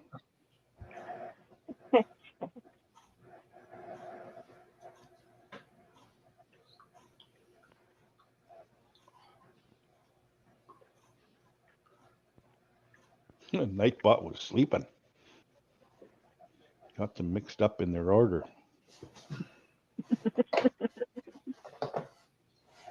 Oh, nice, Connie. Connie says her website is up and Steve is adding the paintings. Good. Good deal. Well, it didn't take very long. Well, I guess Steve's too busy to add 16 patterns for me. Laser dust, says Jack in the shop. Stop. You guys are hilarious.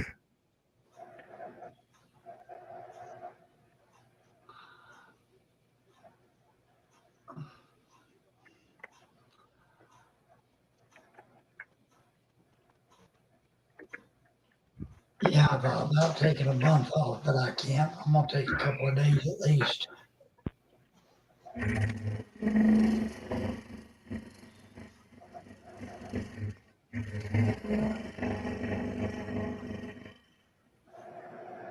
Good luck with that, Herb. Good luck with that. Yeah. What do you plan to do in the meantime?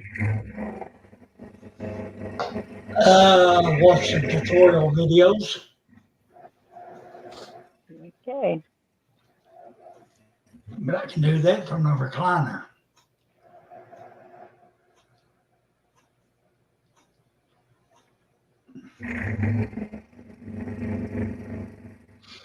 Ooh. Well, actually, it depends on how the next couple of days go. What's on the agenda the next couple of days? Well, Pam's father probably won't make it till Monday. Sorry to hear that. That's where she's at today. She got there. She was the only one there. He was kind of alert. And that was the same way with her stepdad. He was alert one day and gone the next.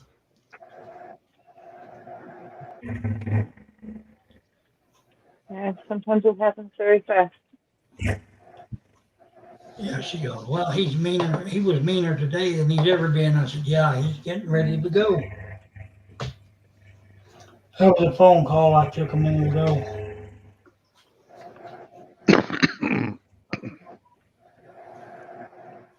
I know it can't be easy from her, so. No. Today's hugs to Miss Tammy. Because she lost her stepdad last year.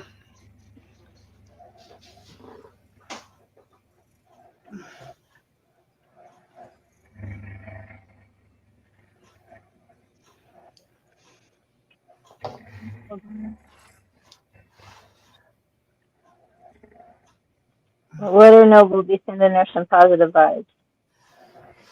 She definitely needs them. Between me in and out of the hospital, her dad, her stepdad.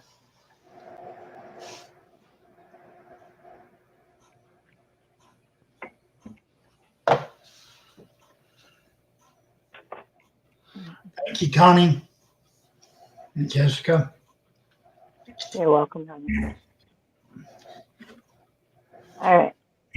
2 turkey legs then.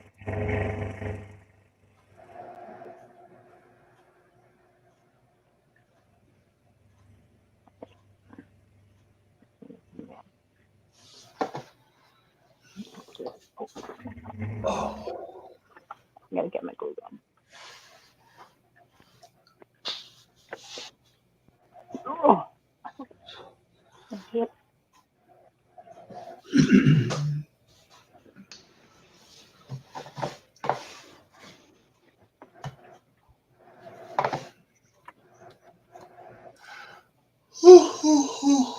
Oh, yeah, I'll go play Santa Claus again.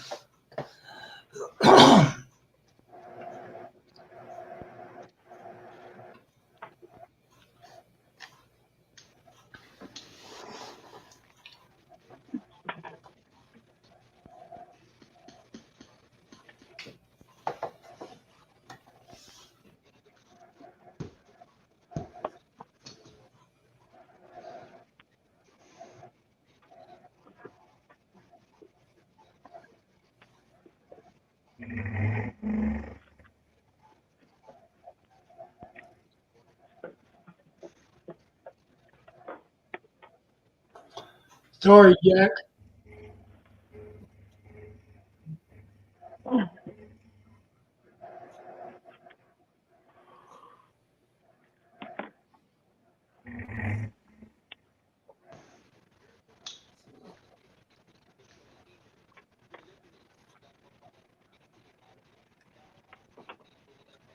What have you been up to, Jack? What do you got on the go?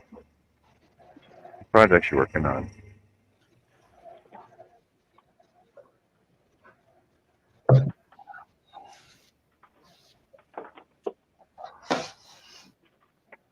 I'll get me another cup. Make sure that the pot don't break when she gets back.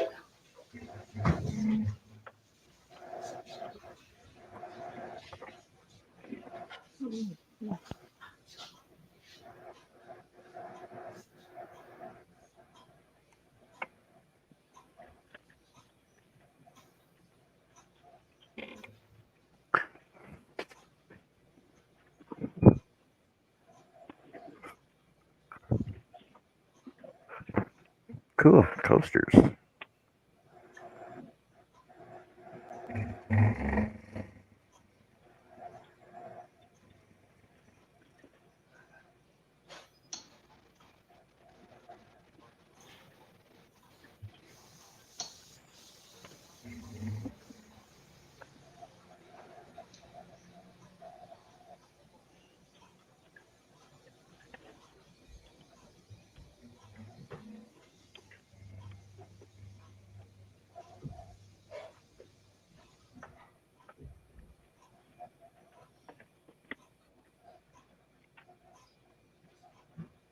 Ooh, how many pages?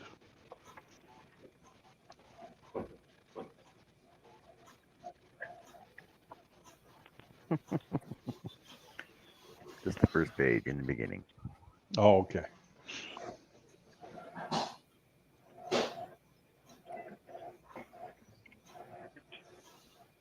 Or it was a long, it was a dark and dreary night.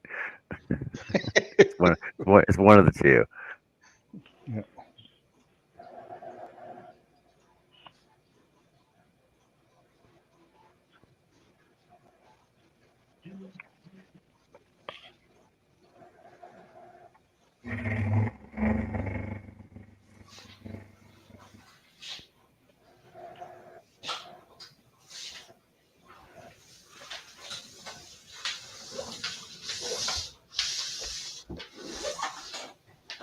Yeah, I was thinking those Bibles have a lot of pages because they're thinner than rolling paper.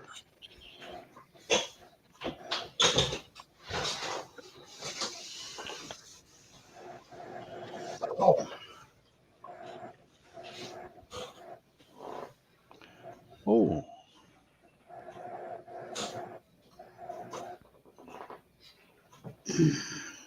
engraving knife.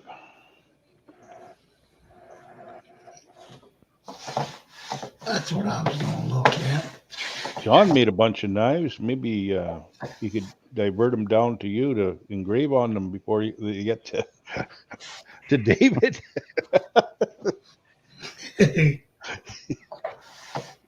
Yeah, it's not gonna happen.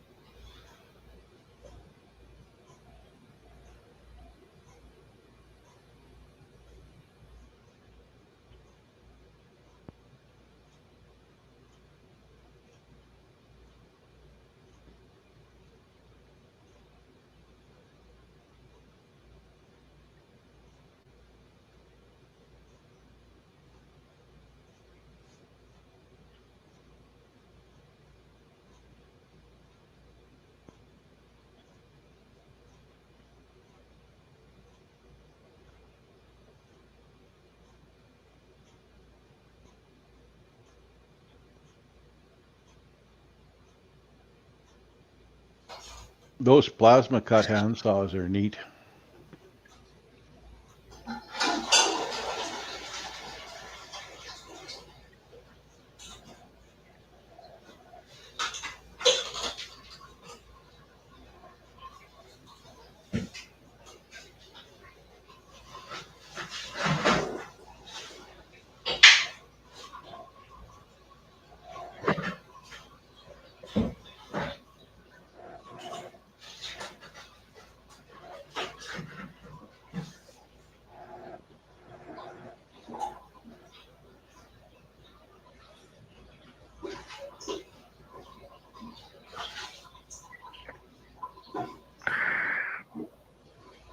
All right, I'm gonna have to go in and grab some dinner here. I could leave the show running, or I can stop it. What do you guys want to do? I probably have to do the same thing right away. So, Yeah, it wouldn't hurt to take a break. mhm. Take a break. You want a Kit Kat? No, I do not want to take that. Or do you need a Snickers?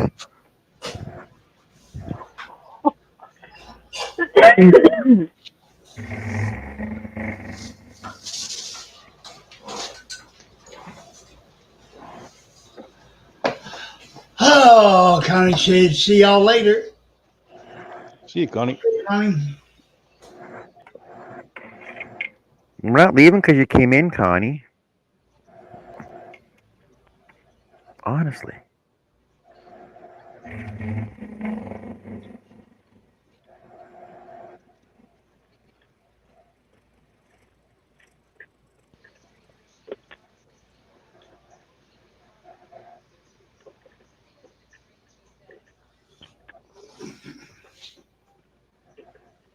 What kind of plasma do you use for the saws?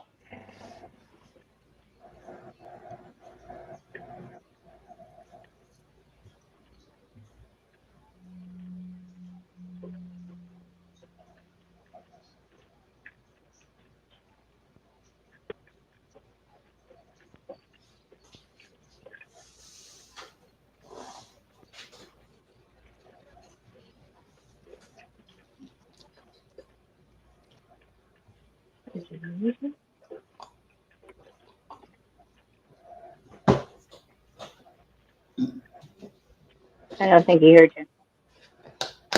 Is that? Oh, who, me? Or Jack? You're talking about Jack, Jack. right? Yeah, talking to Jack. Maybe it's a very long name. There it goes. Seems like it was very. No, he says he's got a cheap 60 amp from Amazon converted to CNC to hold the fire the torch. Oh, okay. Yeah. Like there's quite a few CNC plasma tables out there. And then there's one called Arcdroid, and it's an arm, and you mount the head unit or the box on a table, and then it comes out, and so you don't Oh, need a mine's on whole camera. table.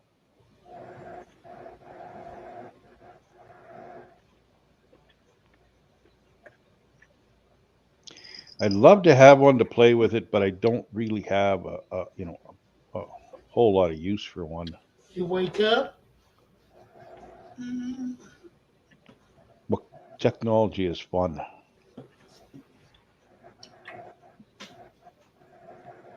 We're waiting on you.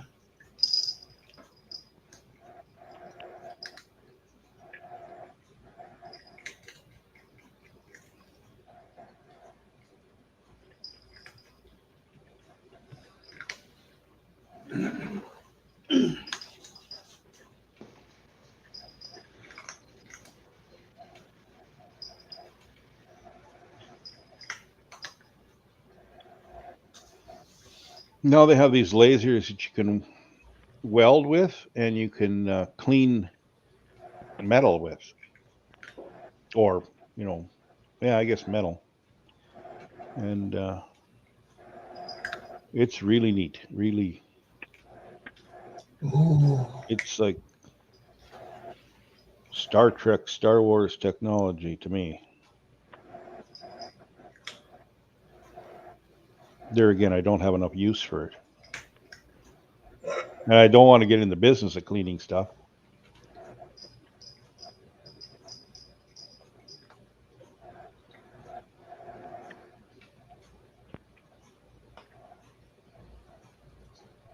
But I think the base unit starts around $7,500 and goes up from there. Holy moly.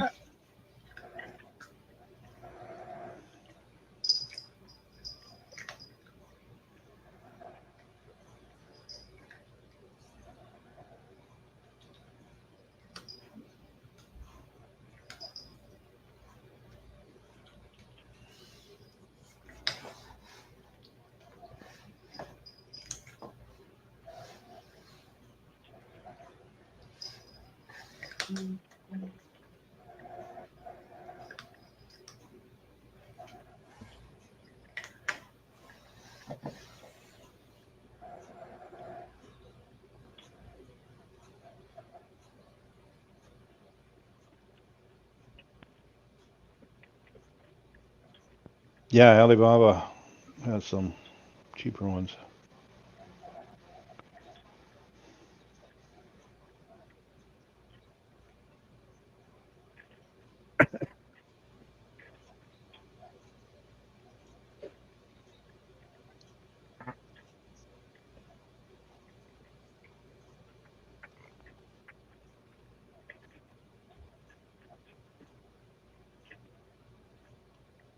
Yeah, I wouldn't doubt that.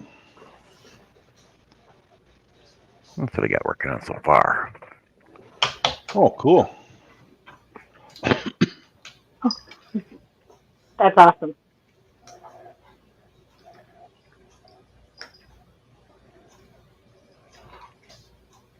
Those must be tree frogs. I'm not a frog expert. I couldn't tell you.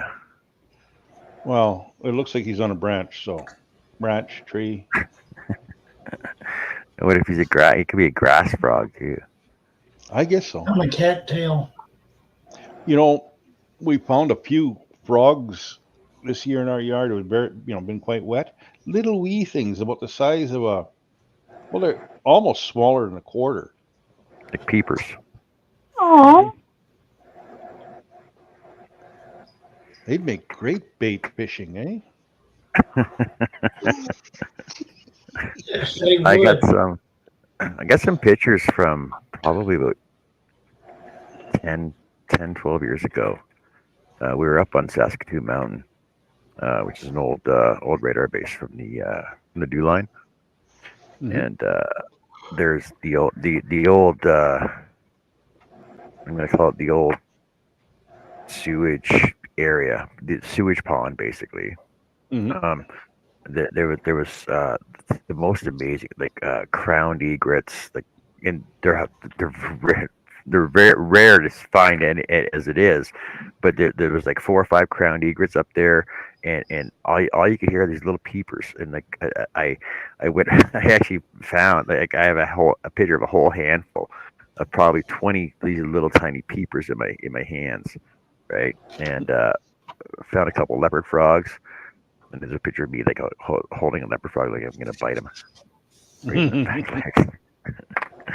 And the wildlife up there is just amazing. Like, it's the old base where the dew line used to be, a Beaver Saskatoon Mountain.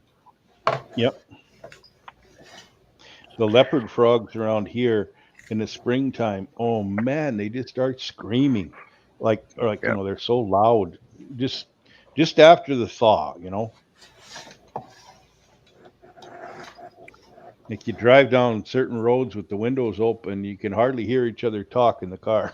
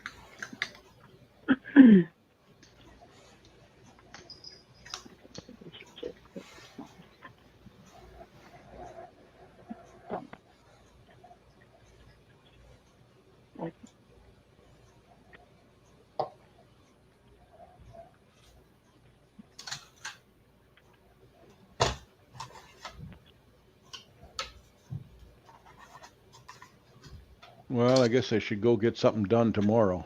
Took the day off today.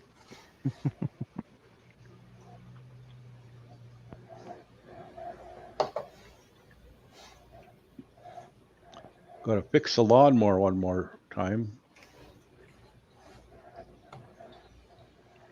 Probably only have to cut the grass once now. Yeah, hopefully the season's changing.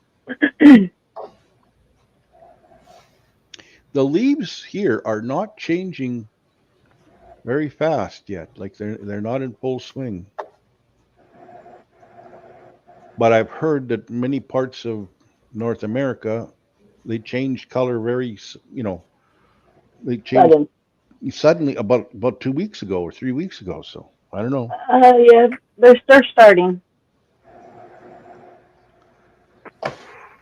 So I know It's not- trees around here. They're mostly yellow. Like they basically just all go yellow. Whereas like I think I've seen one red tree. But I know, like when I was in Nova Scotia, going up to Cape Breton, you just drive through up there. It's like you're driving through a bowl of jelly beans. Like there are so many Mhm. different various colors up there. Uh, where was the picture of that? I should I like the we'll find a picture tamaracks. of that. They are just vibrant yellow. Like they just look like Yeah. they're on fire. Um, And the poplars, well, they turn yellow, but they lose them so fast. Like you just sneeze at them and they lose all their leaves immediately. yeah. This is driving up to Cape Breton in the summer, in the fall, right? Like that's driving to Cape Breton in the fall. Like just the multitude of colors in all the Yep. trees, and when you're driving through it, it's just amazing. Hmm. Like I like seeing the colors, but I know what that means.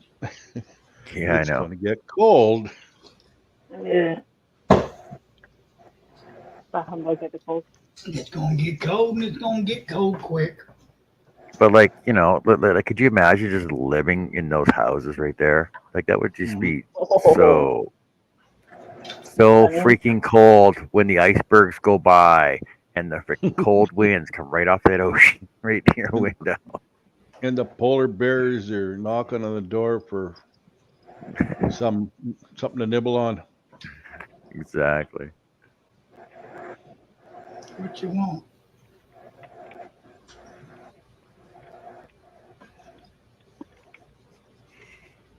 All right, everybody. Well, we done about 3.5 hours. Really? That's it? Yep. I'm sure it was longer than that. Feels longer than that. Got a lot of progress done today, Jess. Joe's so quiet. 2 legs and a tail. Yeah, it's like when I go to KFC. Yeah, can I get 2 legs and a tail with that? You don't hear that very often. I tell you what, the KFC here sucks. The other day when I was out of town, I went to KFC and I'm like, "Yeah, can I get extra tasty crispy?" They're like, "Yeah, sure." And I get to the hotel room. It's like, "Nah, it's just regular KFC." I'm like, "Oh, I hate that." Well, Pam goes there just specifically for the coleslaw. She loves it. Well, she gets home with the chicken and stuff. There is no sauce in that coleslaw. It's just coleslaw. Really? Yeah, she called 4 times trying to get them to answer the phone. I said, take me up there and pull up the drive-thru and see if I don't throw somebody through the window. No, you don't. You ain't doing that again. That was great, Jess. Awesome job. Awesome. Hmm. Awesome Really. job. I love that. See, you can show it again now.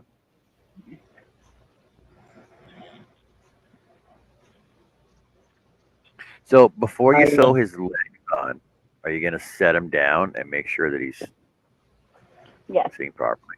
And then Double. always put a rod through so you know where they're gonna be at. Big needle. See, there you go.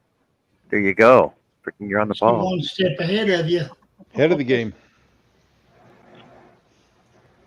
Working on it. What's that expression? You may not be quick, but you sure are swift. Jack says he And then- drove to Boone today to the hardware shop. The trees are turning yellow. Oh, look, just got some tail. Good for you, girl.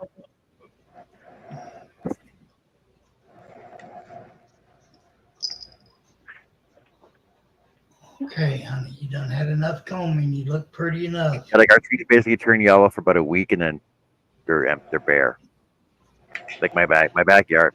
There's no, you can't see grass in my backyard for the leaves right now coming off the tree, but there's still green leaves on the tree.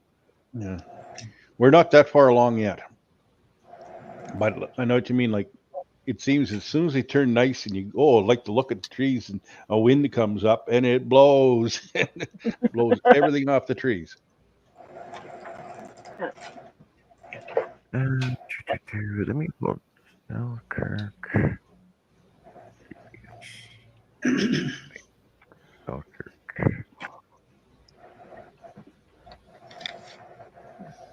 I was going to see how much further south you are than I am. 700 miles? Like, No, not. Are you real? Oh yeah, my God, you really are. You're almost in line with. Well, you're actually below Calgary. I'm the 50th, right about the 50th parallel. So that's like 80 miles north of the border. We're a bit more than that, but. Oh, you're at 53. 50 and 53. 50 north. So you're at 50, and I'm at.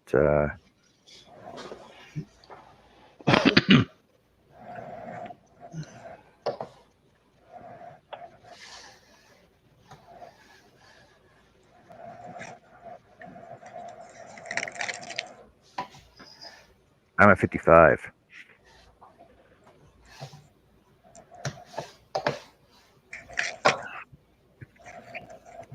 Okay, so what's the distances between? Well, I'm at 55. Well, down here, it's around 70, 78 miles a parallel. Like from 49 to 50. But I don't know if it changes as you go up.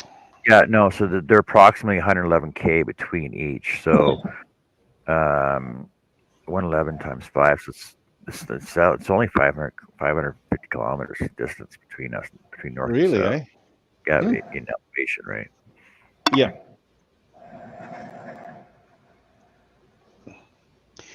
The thing is, the weather comes down from your area to mine. It follows like through Edmonton and down, and whatever is in Edmonton, we get 2 days later, basically. Temperature, snow, precipitation, or We got frost warning last night, so you're gonna get frost warning Monday. Yep. There you go. Stupid humidity. All right, everybody. Let's call it for now. We'll be back in a couple hours, 2.5 hours or so. Is that a long enough break for you, Jess? Sure. You gonna take a nappy poo, Joe? No. No. No. You know you will. No, Zach will be calling here pretty soon. Herb's gonna take a nap. Gray's gonna go for a nap. No, I'm not taking a nap. Wife should be home in 30 minutes. You got time for a 20-minute nap then. Better get one in. I guarantee I'll get over there in that diner. I'll have both cats and both dogs in a chair with me.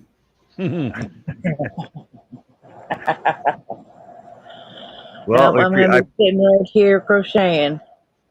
Cool. We appreciate everybody that came in and joined us, everybody that's still in the chat with us there, and hope you enjoyed yourselves. And we will be back later tonight for a nightly show of What If I Could Scroll Saw, and I'll get some more work done. Probably. We'll see what happens. Bingo! All right. Take care. Have fun. Good night, everybody. Bye, everyone. Bye for now.